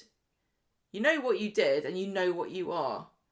And he stands in the street. Abby's the other side of the road watching this happen, and Aaron can't again, this is what I said before about the power of this word, the word rape and rapist. It's such a loaded, emotive, violent word that it can't almost be used sometimes in situations. And we've had it before on the show where we've spoken about other scenarios, like, for example, what happened between Anna and Pat Phelan. And sometimes you don't want to even say the word because it doesn't feel like it fits the scenario, because in your head, when you think of the word rape, you think of, a man in a bush jumping out and grabbing a woman and, with a knife in her face.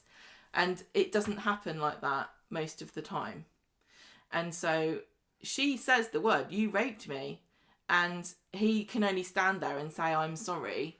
And that wasn't as much of an acknowledgement as you were going to get out of him. And I think that was incredibly realistic.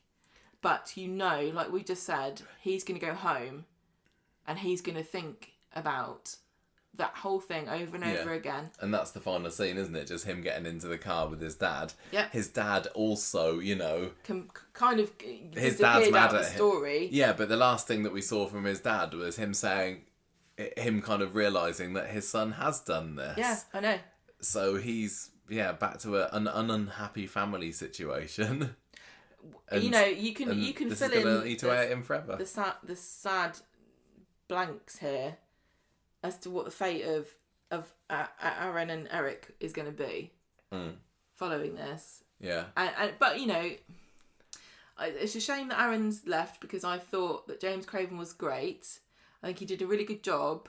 It was very brave of them to go down this route with this story. I think he I particularly liked him in this story because, I'm not going to hide the fact that we thought that the summer story was getting a little tedious towards the end of last year. But you're right, he did a good job on this, and it is a bit of a shame in the way that the character has been, made irredeemable.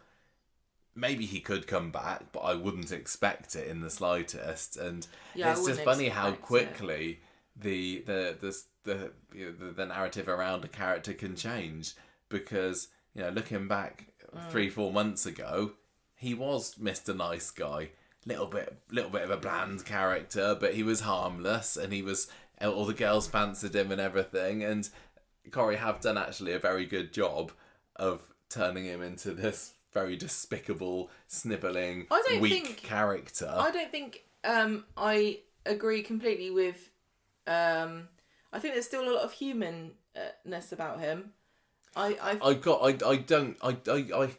have got small amounts of sympathy for him. Empathy for his situation. It doesn't mean that I agree with what he did or think he should be let off and not punished. No. In an ideal world, he would be going to court for this, or having justice served on him. But you can go down the route of, like, if you are drunk, how responsible are you for your actions and everything like that. And he's got himself into it would. But he's got himself into a really, really bad situation.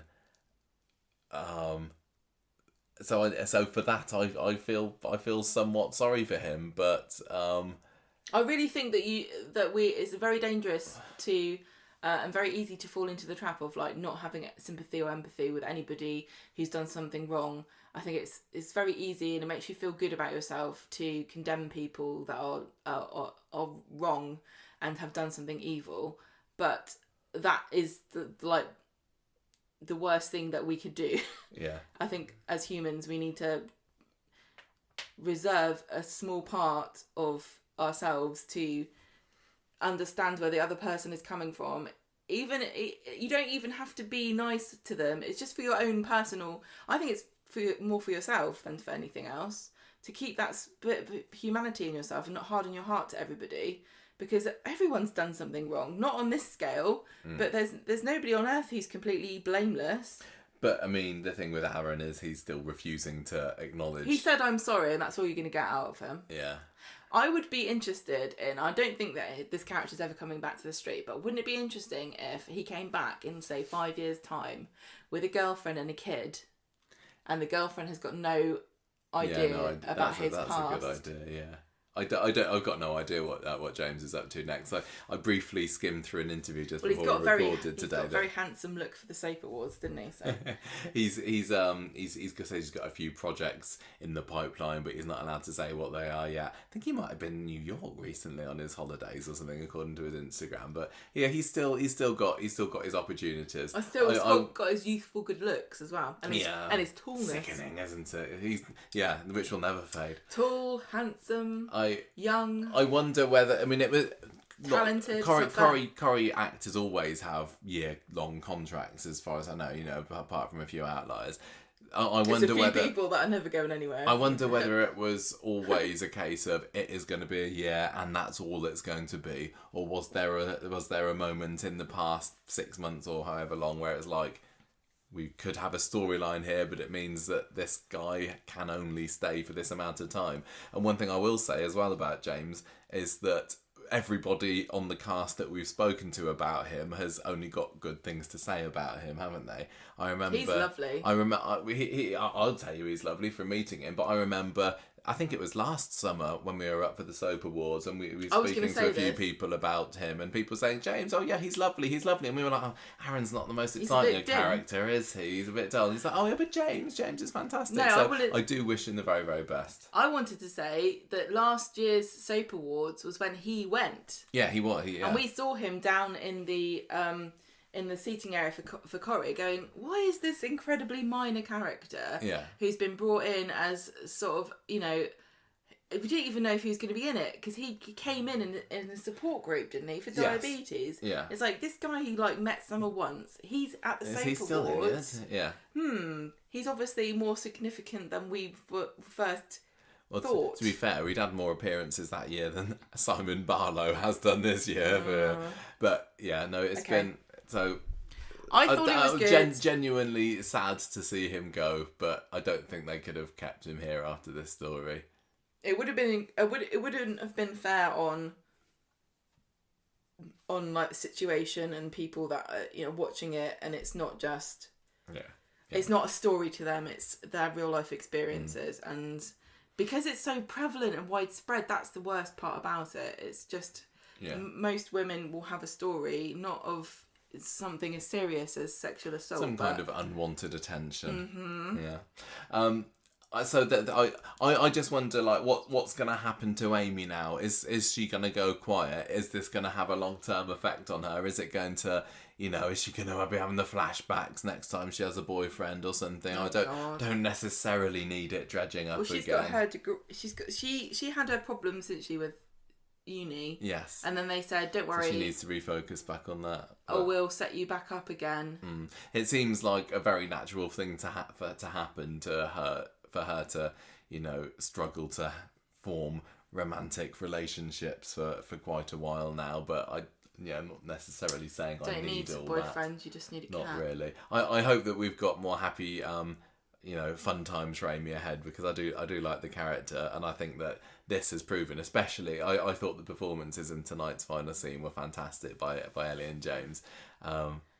Amy is great with the comedy as well, and it's lovely that whereas we had the Amy pregnancy storyline a few years ago that was maybe supposed to be look, Amy's growing up in a way, this is her first she's a woman big now. Story. That's the only way you become a woman, is to have a baby. But this, I think, has helped more than anything her make a transition from teenager to adult character. It's definitely something that has matured her. Yeah, absolutely. Before we finish the storyline, just want to give a shout out to Abby running across the road to give her a great big hug. Yeah, it's like her in the acid attack storyline, is it? Like, somebody needs somebody lovely and a shoulder to cry on, Abby to the rescue.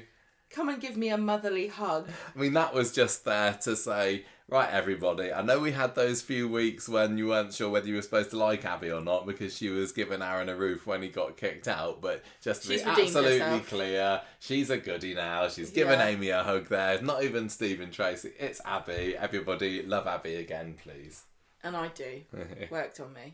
Right, so those are by far the biggest stories of the week. But Do you want to get yourself a cup of tea? I reckon I can keep on going until I'm gonna get one before the news. I apologise that I ruined your life with that sweetener. It's okay, it's fine. It was a caffeine pill. So roll in the hay storyline then. So Sarah and Audrey are in the cafe in the beginning of Monday's episode. God, this was so this is when it's all come out, hasn't it? That Sarah was shagging about with Damon. Yeah.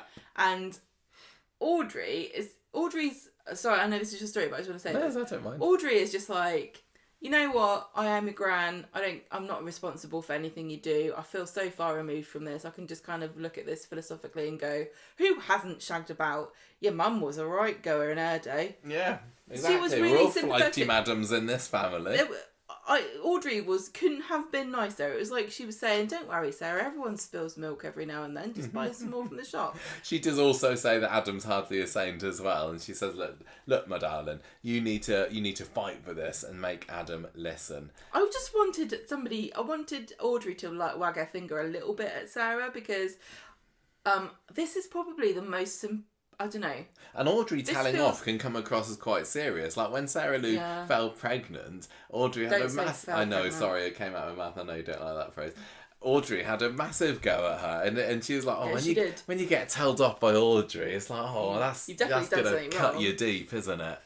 Yeah, but I feel like I don't know if this is unusual for Coronation Street, because they are really good at balancing things, but it does feel a bit like Sarah's being treated as just as much of a victim of her affair as Adam is, if not maybe more.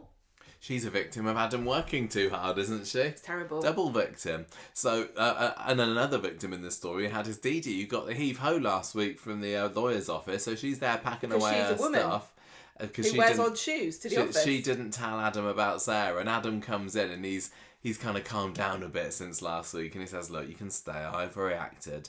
And she says, I'm really sorry about not telling you about Sarah, but I had no choice, it's catch-22 situation. Sarah comes in and she's saying, we're gonna fight for our marriage, Adam, I'm not gonna give up on you. And please, I love you, you're perfect for each other, etc, etc, etc. And Adam is not interested in this, and he's like, do you want me to compliment your performance or something? And she says, look, I'm just trying to put this right. We need to talk about what happened. We need to say why it happened. As the episode goes on, she really is just like dripping in that, you need to take some responsibility for this, Adam, isn't she? He's like, I think this is great. This is so funny, honestly. No, the way that she's... This is 100% you. Everybody in the show is gaslit Adam into thinking that it's basically his fault. But this is what you were saying on the podcast last week as well. Honestly, I definitely agree that there was an issue in their marriage. Look, Michael, you can't deny that Adam and Sarah have got one of the worst marriages in the whole history of the show, because everybody doesn't even buy them as a couple. Everybody often forgets that they're married. Exactly. So Sarah's right. She's like, look, you know what, Adam? Sometimes I get my scripts through and I forget who I'm supposed to be married to. It's not my fault I shagged Damon. I thought I was his wife. They didn't build up the courting element of it at all. And then once they got married, we didn't ever see them. That's the problem with their marriage. It's not to do with the fact that he's at work all the time. Go on, say. And then she says, cheating's not the only way to kill a marriage, and it generally happens for a reason. Yeah, exactly. You cow, Sarah Luke. This is not Adam's fault. Yeah, it is. Not his fault. It's those boundary disputes. So Adam goes to the Rovers later that episode and speaks to Ken. Isn't it nice that we got to see Sarah with Audrey and Adam with Ken? Yeah, wise counsel of the elders of the Cobbles. Yes.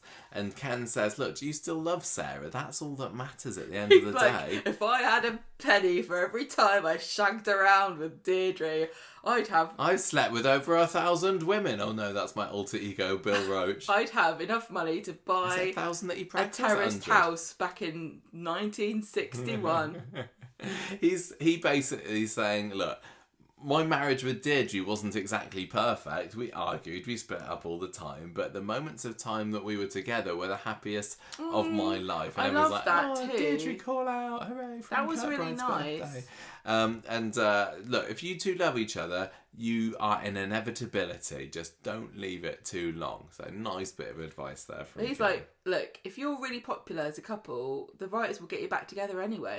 So you might as well accept it. If you were advising Adam, would you be along the same lines as Ken here and saying, go on, just forgive her, it's fine? Well, I think it's really difficult as somebody who has not cheated in the same way as, Ken and people around. I'm just I saying, haven't cheated at all. What do you mean? Ken has not been the most faithful of partners over the year, and neither have the majority of his neighbours. Almost every single person who's going to give these characters advice would have done it from a perspective of like, I've shagged about too. So as someone who has been 100% faithful, darling. Me? Yeah, no, me to you. It's difficult to say. Well, what he's one saying, way or the other. Ken's coming from a perspective of, I cheated on Deirdre, and it turned out all right. But I loved her, and she cheated on me, but she loved me. Adam, he was saying last week or the week before that he just couldn't get the picture of Sarah and Damon together out of his mind. Horrible. And I think that's what a lot of people's immediate reactions would be. But it would also be something that would hopefully fade over time. When it's replaced with new happy memories. One thing that Ken, when Ken says just don't leave it too long, I don't know if it was too raw or they didn't want to go there, but because of Anne Kirkbride's early death. But if I'm Ken, I'm going to say to Adam, I wish Deirdre was still here and we would be together if she was. And every day that I'm not with her is a day that I regret, and you have got the chance to make that happen. And you could throw it all away. That would have also been guilt-tripping Adam a little bit because of that whole year not long before Deirdre died when Ken was off in Canada looking after Adam because he had... Well, did he even had a seizure or something? He drank too much of that pine juice out of the great Canadian redwood forest. He nearly shagged himself to death. But it really... Some people will never be able to get over it. And some people will. But on Coronation Street, I think most people can just generally get over it. Yeah. I think Adam probably would. I think they should get back together. I think... Let's carry on. Carry on. I know... Hang on. I know that you keep coming up against this thing about Adam working too hard. Because you feel this is hitting you personally. Yes. The idea, though, is that you're supposed to work really hard at your business when you're younger...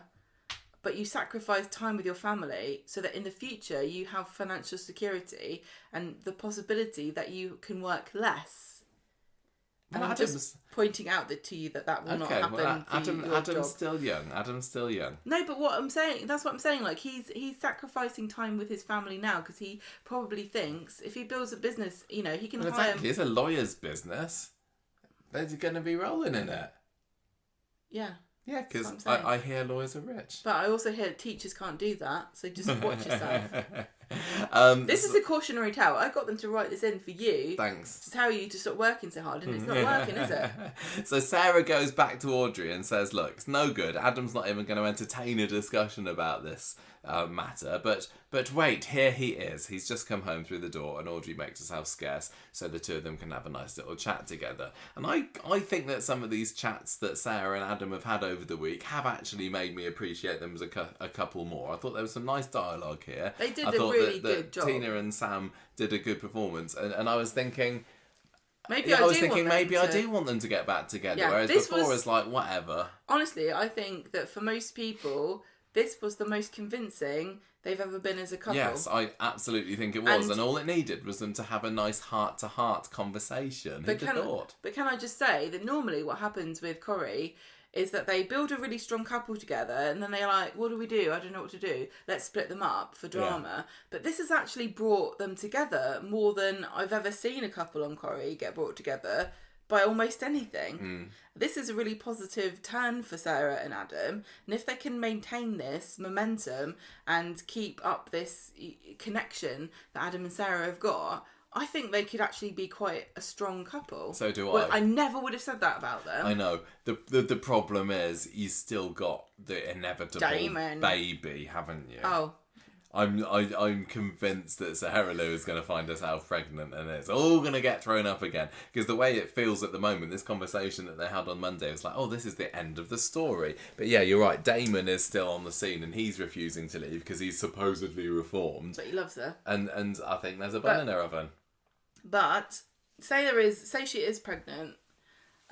This again is a new. I feel like this could be a new avenue for Coronation Street to explore something very old and ancient about humans, but with a different spin on it because of technology. Because now you can find out, like we mentioned before, like I said to you before, you can find out when you're still pregnant who's the father of the baby.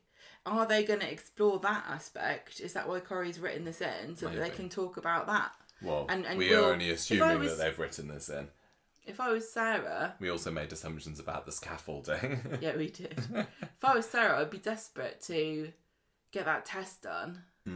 But maybe Adam would be like, no, don't get it done. I'd rather hope that it was mine and put my head in the sand. Or I can imagine Sarah's putting her head in the sand about it at the moment. And when she was pregnant back, with Bethany, she didn't want to admit it to herself, I think, for a while. Well, we don't know if she's going to be pregnant. That just seems like the most inevitable avenue for this story to go down. We've seen soaps before. We've watched this show.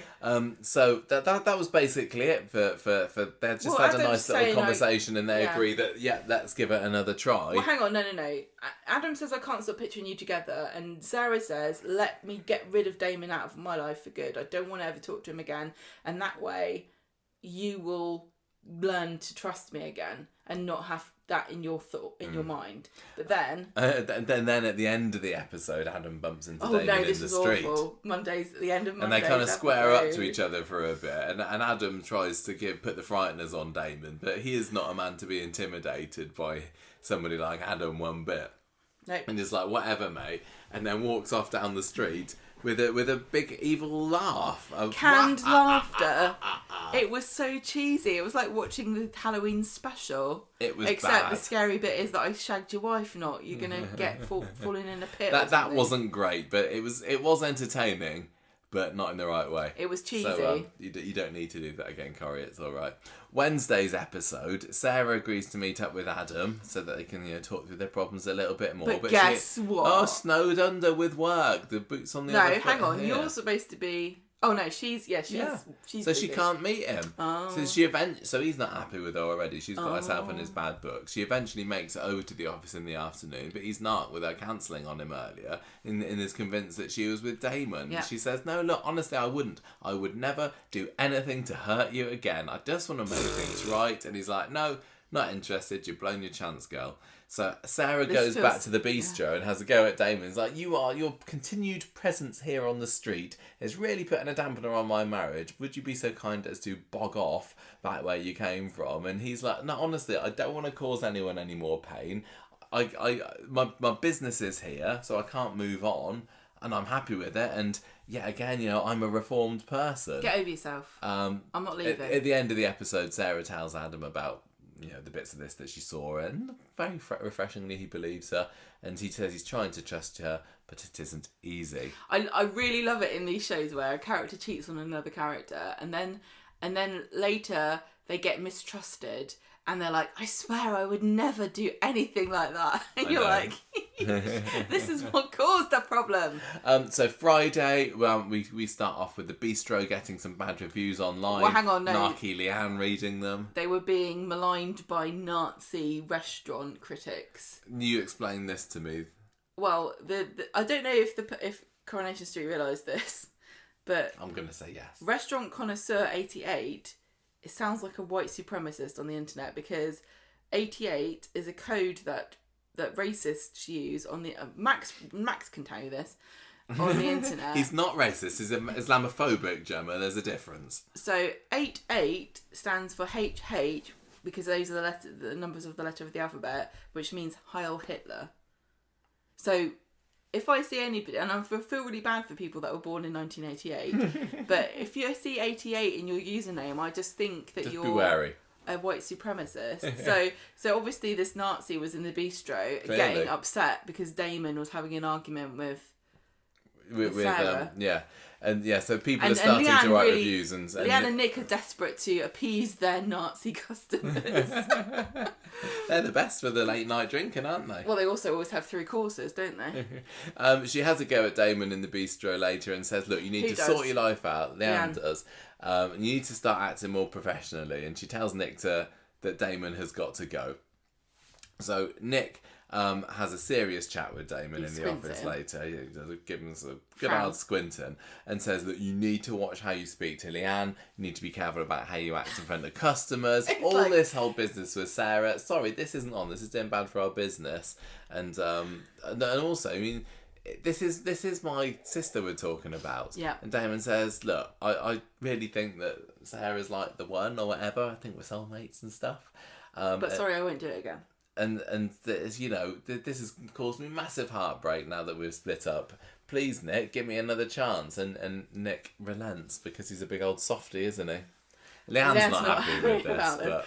I loved the irony, and Damon does point us out, of Leanne shouting at Damon in the restaurant and complaining that he's shouting and putting customers off. I know. If anything's putting off customers, it's her sour expression that she seems to be permanently wearing when she's behind the bar. Maybe, we have seen lots of happy, smiley, party girl time Leanne, and maybe that is just the bits that aren't filmed. Maybe we'll trust her on that one. Maybe Damon needs to have an affair with Leanne. Oh gosh, cheer her just up imagine.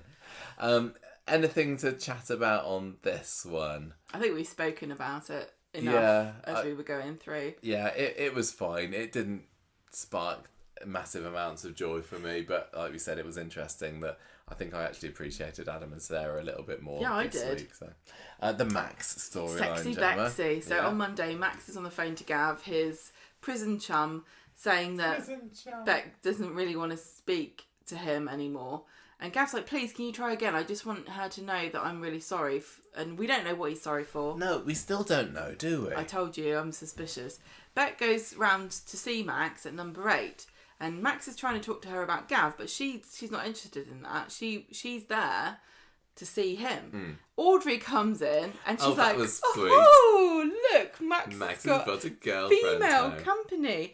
And then she's like, oh, your last girlfriend was horrific. Anyway, bye. And Beck is like... She's just lovely to Beck as well, wasn't she? She's like, lovely to meet you, Beck. Hope to see you again soon. Beck wants to know, is it Beck or Bex? Beck.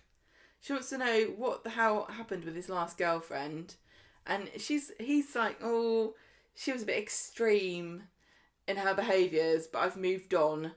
And Beck makes it clear that she thinks that she's having a date with Max right now. So I think the unspoken thing here that Audrey was thinking when she saw Beck in the front room and Max was sitting with her is like, oh good, he has a black friend. I guess he's not racist anymore. I really think that there was a bit of that going I think there was a bit of that in there, but I just think it's natural for her to act that way in front of a grandson's girlfriend. Later on, they go back to the precinct and it looks like they've had a nice day together and Max is still trying to get her to ring Gav, but she's flirting away. And on Wednesday, Shane is talking to Max. She's heard all about Beck, and she wants to know, isn't it interesting that she's black, considering what he was inside for? And David comes in and they have a little joke about Plat Chat and Shona finding out about it and stuff. Yeah, Shona was like, oh, Plat Chat. I can't remember what she said. Well, she was making fun of it. Yeah, he was saying that she's always on there anyway. Yeah, that's it. She says it's a bunch of old saddos, and he's like, you're on it. Yeah, exactly. I love the drop in of Plat Chat every now and then, and it's not a frequent drop in, but it's always funny when it gets brought up. Max finds David at home later and he says, I'm sorry that Shona was talking to you about all this. And Max says, she's not my girlfriend, it's just complicated. Yeah. And he says, I'm cool with it, but you can bring home whoever you want. But David's like trying to be cool, super cool at the moment because he's seen what can happen if he tries to stop Max doing anything. Yep. So he's like, oh yeah, you know, Do bring what any you like. girlfriends home you like. You know, you're old enough. It's all cool with me. And he, even though he was standing and leaning up against the banisters at the bottom of the stairs, just like chilled out. Just trying really hard to be cool. Yeah. Max tells David that he's worried that Beck will find out why he was inside and will not be happy about it. And I'm glad that Corey pointed this out because David says, your charges were related to Islamophobia and not black people. And Max says, I don't think she's going to see the difference. And I think this is a really important point to bring up because he definitely had a problem with Alia and Yasmin, you know, the Nazirs and things. But he didn't seem to care about the Baileys. He never said anything about them. No, there was that scene, wasn't there, where Griff is with Ed. Didn't he want him to do some building work or something? And then Ed finds out what Griff is like and is again, not particularly happy with him. But yeah, for Max... There's a cultural element here because a lot of people who have come, you know, a lot of black people have come from Caribbean backgrounds and they have a Christian kind of, or like in America, they've got a Christian faith and they're more culturally similar to British people than I think the perception is that Muslims can be. Yeah. I think some people have a big block in their mind when it comes to the difference between Muslims and people of other... It's difficult. I don't want to say anything wrong, but I genuinely do think that people are more threatened by Muslim immigrants than they are by Christians. I don't know. Maybe. Really? I think there's an element of it. Yeah, I think... Because a lot of the racist rhetoric that he was engaging in, Max, was to do with coming and changing things. Yeah, you're right. So Max is thinking that she's not going to see the difference. And it's certainly true to say that I don't think it struck Alia that there was a difference between her and the Baileys. And David says, look, you're good now. She's the right person. If she's right for you, then she's not going to judge you. I would judge him very hard, and I'm not black. So I don't know how Beck's supposed to react to this. So Max is like, that's good, but also there's another hurdle. Beck's Gav's girlfriend. And David says, well, that's a bit of a sticker, isn't it? Do we know how long Gav is in prison for? Because I'm trying to kind of think about what would be the juiciest way for this to come out, and I think just Gav walking in on them. Going, I didn't tell you because I wanted it to be a surprise. Yeah. So David says that they need to split up with each other, and Max says Gav's my mate, but he's also a lunatic. But I really like Beck. So in the precinct later, Max is listening to a voice message from Gav going, why aren't you answering my calls? I need you to get back. I want you to talk to me. And then Beck comes over and they have a bit of a kiss. So definitely proper boyfriend and girlfriend now, aren't they? I think I like the pair of them together. I think that the whole does her being black make us, you know, what... I don't feel like it redeems Max's character because, like I said, he wasn't concerned. But he's also not redeemed because he's just kissing his mate's girlfriend as well, and that's no in the guy's code. Needs to read that.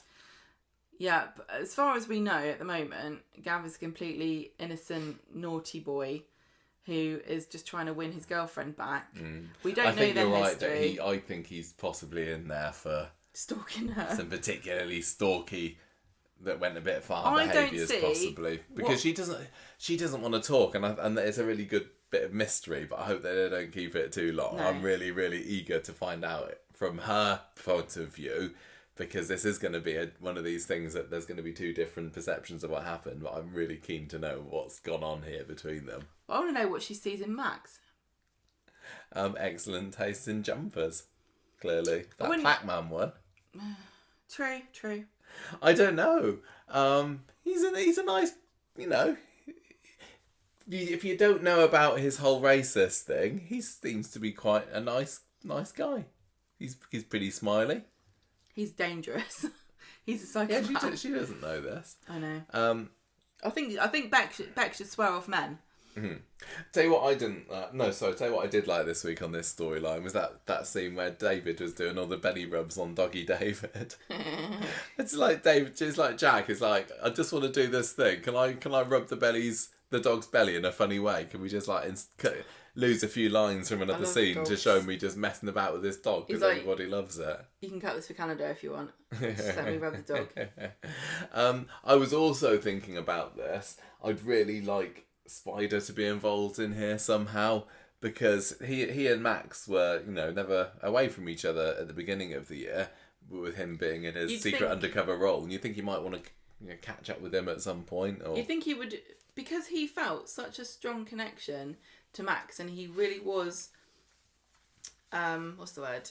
cheerleading for him and trying to get him out of trouble. Yeah, he was protecting him. I would have just thought that it would stay some kind of feeling of guardianship, but then it is just a job, I suppose. Do you reckon that if Beck finds out, then Spider might talk to her and say, I've always known Max was a good kid, I never thought this was his idea, he was just led astray, you've got to believe that he's changed because I do, blah blah blah. Yeah, that might be a possibility. But Spider's AOL. AOL? AWOL. That's it. Spider's on AOL going, why is no one talking to me? Spider on the web. I've got my AOL chat open and nobody's replying. Right, the Isabella Harridan storyline then. So this was ultimate filler this week, wasn't it? There have been times in this story that I've kind of fairly enjoyed. Like when she stuck the boat to the table, I thought that was quite funny. But I'm not feeling this. This is a definite. If I wasn't making notes on it for a podcast, it's like I could be doing something else while these scenes are on. But anyway, it turns out that Isabella is keeping Brian up late, not with caffeine pills or anything like that, but board games. And he's feeling a bit overwhelmed by it all. And Rita's not really impressed and says, look, you brought this on yourself, really. So I've nearly missed out. I think I've missed my Duolingo. You haven't done your Duolingo for the day. You do that really quietly while I talk about this. I've missed it. So Rita really is taken against Isabella at this point. She has a massive rant about her to Shona, and then Isabella comes in and sits with Rita and says, oh, why is Brian so exhausted all the time? He needs a younger assistant to do all his work. And Rita's like, are you telling me that I'm too old to run the cabin, missus? And she's like, well, tell you what then, I quit. And it's like, do you, Rita? Do you really quit? Is this the end of Rita in the cabin?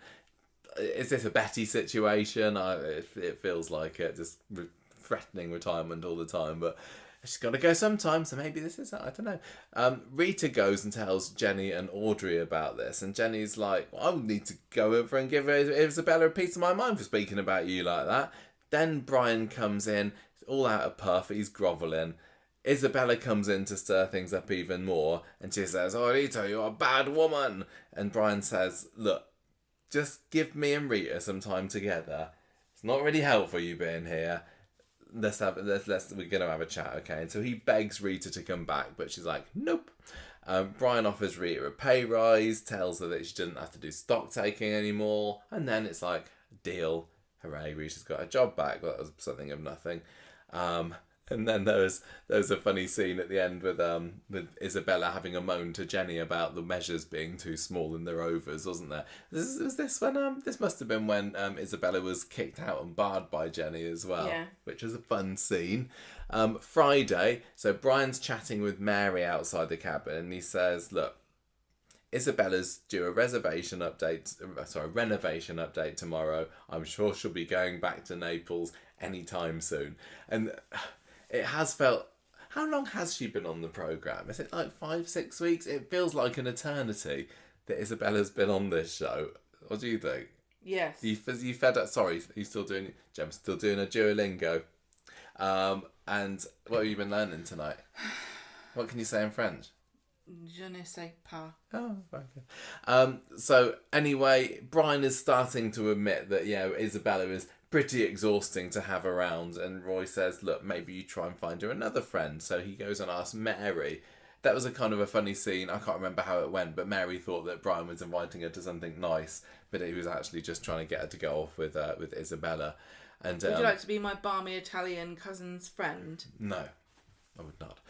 It's boring. It's dull, wasn't it? Was it boring? Everybody just. I don't think it was She boring. gets him unbarred. He gets her unbarred from the Rovers at the I thought end. it was okay. And then he insults Evelyn and calls her a dragon. And No, sorry. Isabella does. Isabella does. And she makes fun of greyhounds and says she prefers chihuahuas. She's just making lots of enemies on the street. It's not just Coronation Street, but anytime a scriptwriter wants you to hate somebody, they will make them say, "I like chihuahuas." And we're all supposed to go, "Oh, this person's evil and horrible." That was it. That was really, really it. It did have a point, I thought, that Rita probably needs to leave the cabin at some point, don't you think? I think she can do what she wants. Was Betty? Betty was still supposedly working in the Rovers when she popped her clogs. If she likes it and she doesn't mind doing it, then I don't see the problem as long as she can do it and. As long as she's fit and able. The cabin, last month, Fact fans, celebrated 50 years. Not in the same location, of course. It used to be on Rosamond Street. But yeah, that's a big thing to just turn down and say, right, I'm done with this now. But maybe a change is as good as a rest. Even when they had Brian and Kathy buying the cabin, they couldn't help but keep Rita in there for a little bit. I don't know. Acid Ryan. Oh my god! Nothing. That's what we've done. That's it. Ryan is still miserable. Yeah. Colla's still trying to G him up. Yeah. He's just embarrassed about his crystal thing. Daniel sees Carla in the shop and he finds out Ryan's not very good, so he talks to Daisy and tries to make her go and see him, and she doesn't want to. But yeah, that is basically it. And there was a funny little scene scene with Evelyn's tip jar, I was going to say as well. That was somewhat She's amusing. got a tip jar, which I think is so ironic, because honestly, do you not think that Evelyn would be exactly the sort of person who would be complaining about, they expect us jars to tip in cafes? They get a wage, don't they? Yeah, exactly. Presumably that's building up for that story to come back next week, which still weirdly doesn't fill me with that much excitement. I have loved this storyline at points during it, but it's in a bit of a lull at the moment. So I hope that there's something that happens next week that gets my juices flowing again. Okay, I just realised, before we get to the end, we have actually got one more story here, which is the aggravated snobbery storyline, which, despite it being something we completely loved, I didn't write the notes for at the beginning I didn't write the episode title when we were running down. So we have got aggravated snobbery. How are you enjoying that this week? Still loving Yvette? Yeah, that's hilarious. Because so we had the charity auction this week, didn't we? In the bistro. This was the much concerned Aggie, because she didn't really want to go, but it's all the snobby middle class mumsy sorts. Yes. Descending upon the bistro, and I think Leanne wasn't too impressed, was she? No, she wasn't. Well, Aggie was trying to persuade people to go with her, and she goes with Dee Dee in the end. Dee Dee turns up late. Yeah, and Yvette's there going, "Oh, welcome, welcome," and she's still under the impression, of course, that Aggie is mega rich and is willing to splash the cash around on anything. And Sally goes as well. Yeah, Sally was there as well, and there was like a. Well, it kicks off with the starting bid for a pair of Diamante encrusted flip-flops. Yes, that's for right. The man in your life. For £150, and Sally was thinking, "Oh, I'm going to get a nice pair of sunglasses from this," and she realises she can't. If the flip flops are £150, goodness knows how much anything else is going to be. And Yvette's already asked Aggie to bid on something so that she can get the money in for the charity. Well, she says, "Do a low bid. Someone's going to outbid you, and then you'll be fine." Yeah, but what does Aggie do? Bids on it. She panics. Yes, bids on the summer house. When Yvette reads out that there's this summer house that's worth £6,500 or something, by this point Dee Dee's turned up too, and watching on in horror as her mother lifts her, I don't know, what is it, fan or something. I thought she just lifted her hand. I thought she did kind of a sheepish hand wave. Yeah, that's it. For this starting bid of £3,000 for this summer house, knowing that she doesn't even have a a land to put it on, and I think that Imagine trying to squeeze a summer house into the backyard of number 3. from the sounds of it, it looks as though would actually be bigger than the house that they're in at the moment, because you need planning permission for this erection. Oh my gosh, the erection. What was the line that Yvette says? It's something like, you women, you can get this out, but you might struggle with the erection. Women, you might need to take care of the erection. No change there then, or something. It was like, did they just make an erection joke in Coronation Street? Disgusting. I thought it was hilarious. It reminded me a bit of the conservatory, Sally's conservatory at the moment. That used to belong to Judy and Gary Mallet, who lived at number 9 Coronation Street, because they won it in a competition, didn't they? And it wouldn't fit, obviously, because they haven't got a garden or anything. So, so we haven't said, but unfortunately, Aggie wins because nobody else bids. No.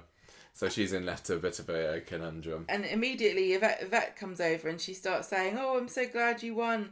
You're going to put it in your paddock," or something like that. Yeah. And Sally doesn't know that they're pretending they're rich, does she? No. So she can't work out what they're talking about. That Dee Dee and Aggie are desperately trying to distract Sally from listening to them talking about this paddock that they're gonna have, and then Dee Dee starts looking at the details for the summer house and saying, "Oh no, Mum, you wouldn't be able to get planning permission for this here. That's right. You wouldn't, etc. etc." And Yvette's like, nonsense. It'll be completely fine. So good. And then Dee Dee can't manage to finagle her mum out of not having to take this summer house. Yeah. So later on, at the lawyer's office. Yeah, this was great because it was like you kind of cut to Yvette in the lawyer's office, and it's like, what are you doing here? Why have you turned up here? She's like, I need representation, and I don't want to go to our normal solicitors because this is all a bit embarrassing. Well, didn't she say that she thought that a solicitors in a rundown place like this might be a bit cheaper because, as we predicted on last week's podcast, thank you very much, Yvette and Patrick are in a little bit of a tricky financial situation. What did she say? Something about their liquidity or something? It's difficulties with their liquidity or something. I have that sometimes. So, I don't think they got much further with it, did they? Well, it was basically, just sowing the seeds. Dee Dee that's right. Hilarious and says, I was surprised they didn't drag this out any longer because obviously they could have milked another week or two out of this. But Dee Dee says, "Listen, you're struggling with money. My mum's been lying to you this whole time, and there's literally no way that she can afford this summer house. She lives over the road, and she hasn't got a pot to pee in." And Yvette says, "Oh, don't worry about the summer house. I'll take care of that." And it just kind of feels a bit like the whole thing was. It kind of feels like Yvette might never come back, you know? No, I think there might be a little bit more. I don't know. We'll have to see. Sometimes these stories just stop and start. But anyway, that was a lot of fun. The revelation that she's also broke. I wonder what's going on. If there are any nefarious deeds happening, but I don't know. We will have to wait and see. I hope there's more. Well, she got out of the summer house thing. I mean, it was it felt like quite a cliched,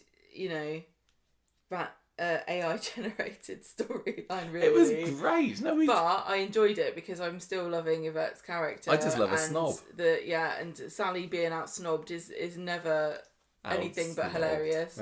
And Dee Dee and Aggie squirming away as they're confronted. The thing is, I kind of would like to see a bit more contrition or acknowledgement from like Aggie and Ed. Like, did they ever like this lifestyle, or were they always too good for it? Yeah, well, I can't imagine those two being anything like Yvette. And Dee Dee was saying, I thought she said something like, or maybe Aggie said to Dee Dee that Yvette was literally her only real friend, but she knew all these people before, but she actually seemed to genuinely like Yvette. It just kind of felt like a bit too much reverse snobbery of Dee Dee, kind of like almost, not Dee Dee, Aggie almost acting like, gosh, I'm glad I don't have to pretend to like being rich anymore. Yeah, like, I know. Come on, you love this. You you love wish that being you it. could buy a pair of Demonte encrusted Flip-flops. flip-flops for £150. But anyway, that was That fun. was great. That's the sort of filler that I like, not Yeah. the Isabella filler. Yeah, no, I This enjoyed filler this. is Yeah. lovely. How are you feeling about this week, Gemma? I enjoyed this week. I thought there was a lot of great, really good stuff. I'm a sucker for Stephen. I liked what they did with Amy and Aaron. I thought it was a really satisfying ending for that character, considering how bamboozled I was about how they could end it in a way. Yeah, I was as well. Like, and it's where's like, this of course, that going? makes perfect sense. They tied it up neatly. It wasn't the 100% perfect resolution, but I think a lot of people who are complaining about him not going to court and stuff need to think about why that is and what would have happened in real life. I also like the Adam and I really like the Adam and Sarah stuff now. Do you really? Yeah, I'm enjoying it. I'm gonna give this week 3.5 mysterious loaves of bread. See, it sounded like you were going higher than 3.5 because I was thinking about 3.5 as well. I was going to give it 3.5 votes of confidence from my dad and a dog out of 5, but I think you enjoyed it more than me. But 3.5 is what I'm sticking with. Character of the week, anybody? Is it going to be Stephen, Gemma? Elaine? Michael for enduring that absolute terrifying meltdown.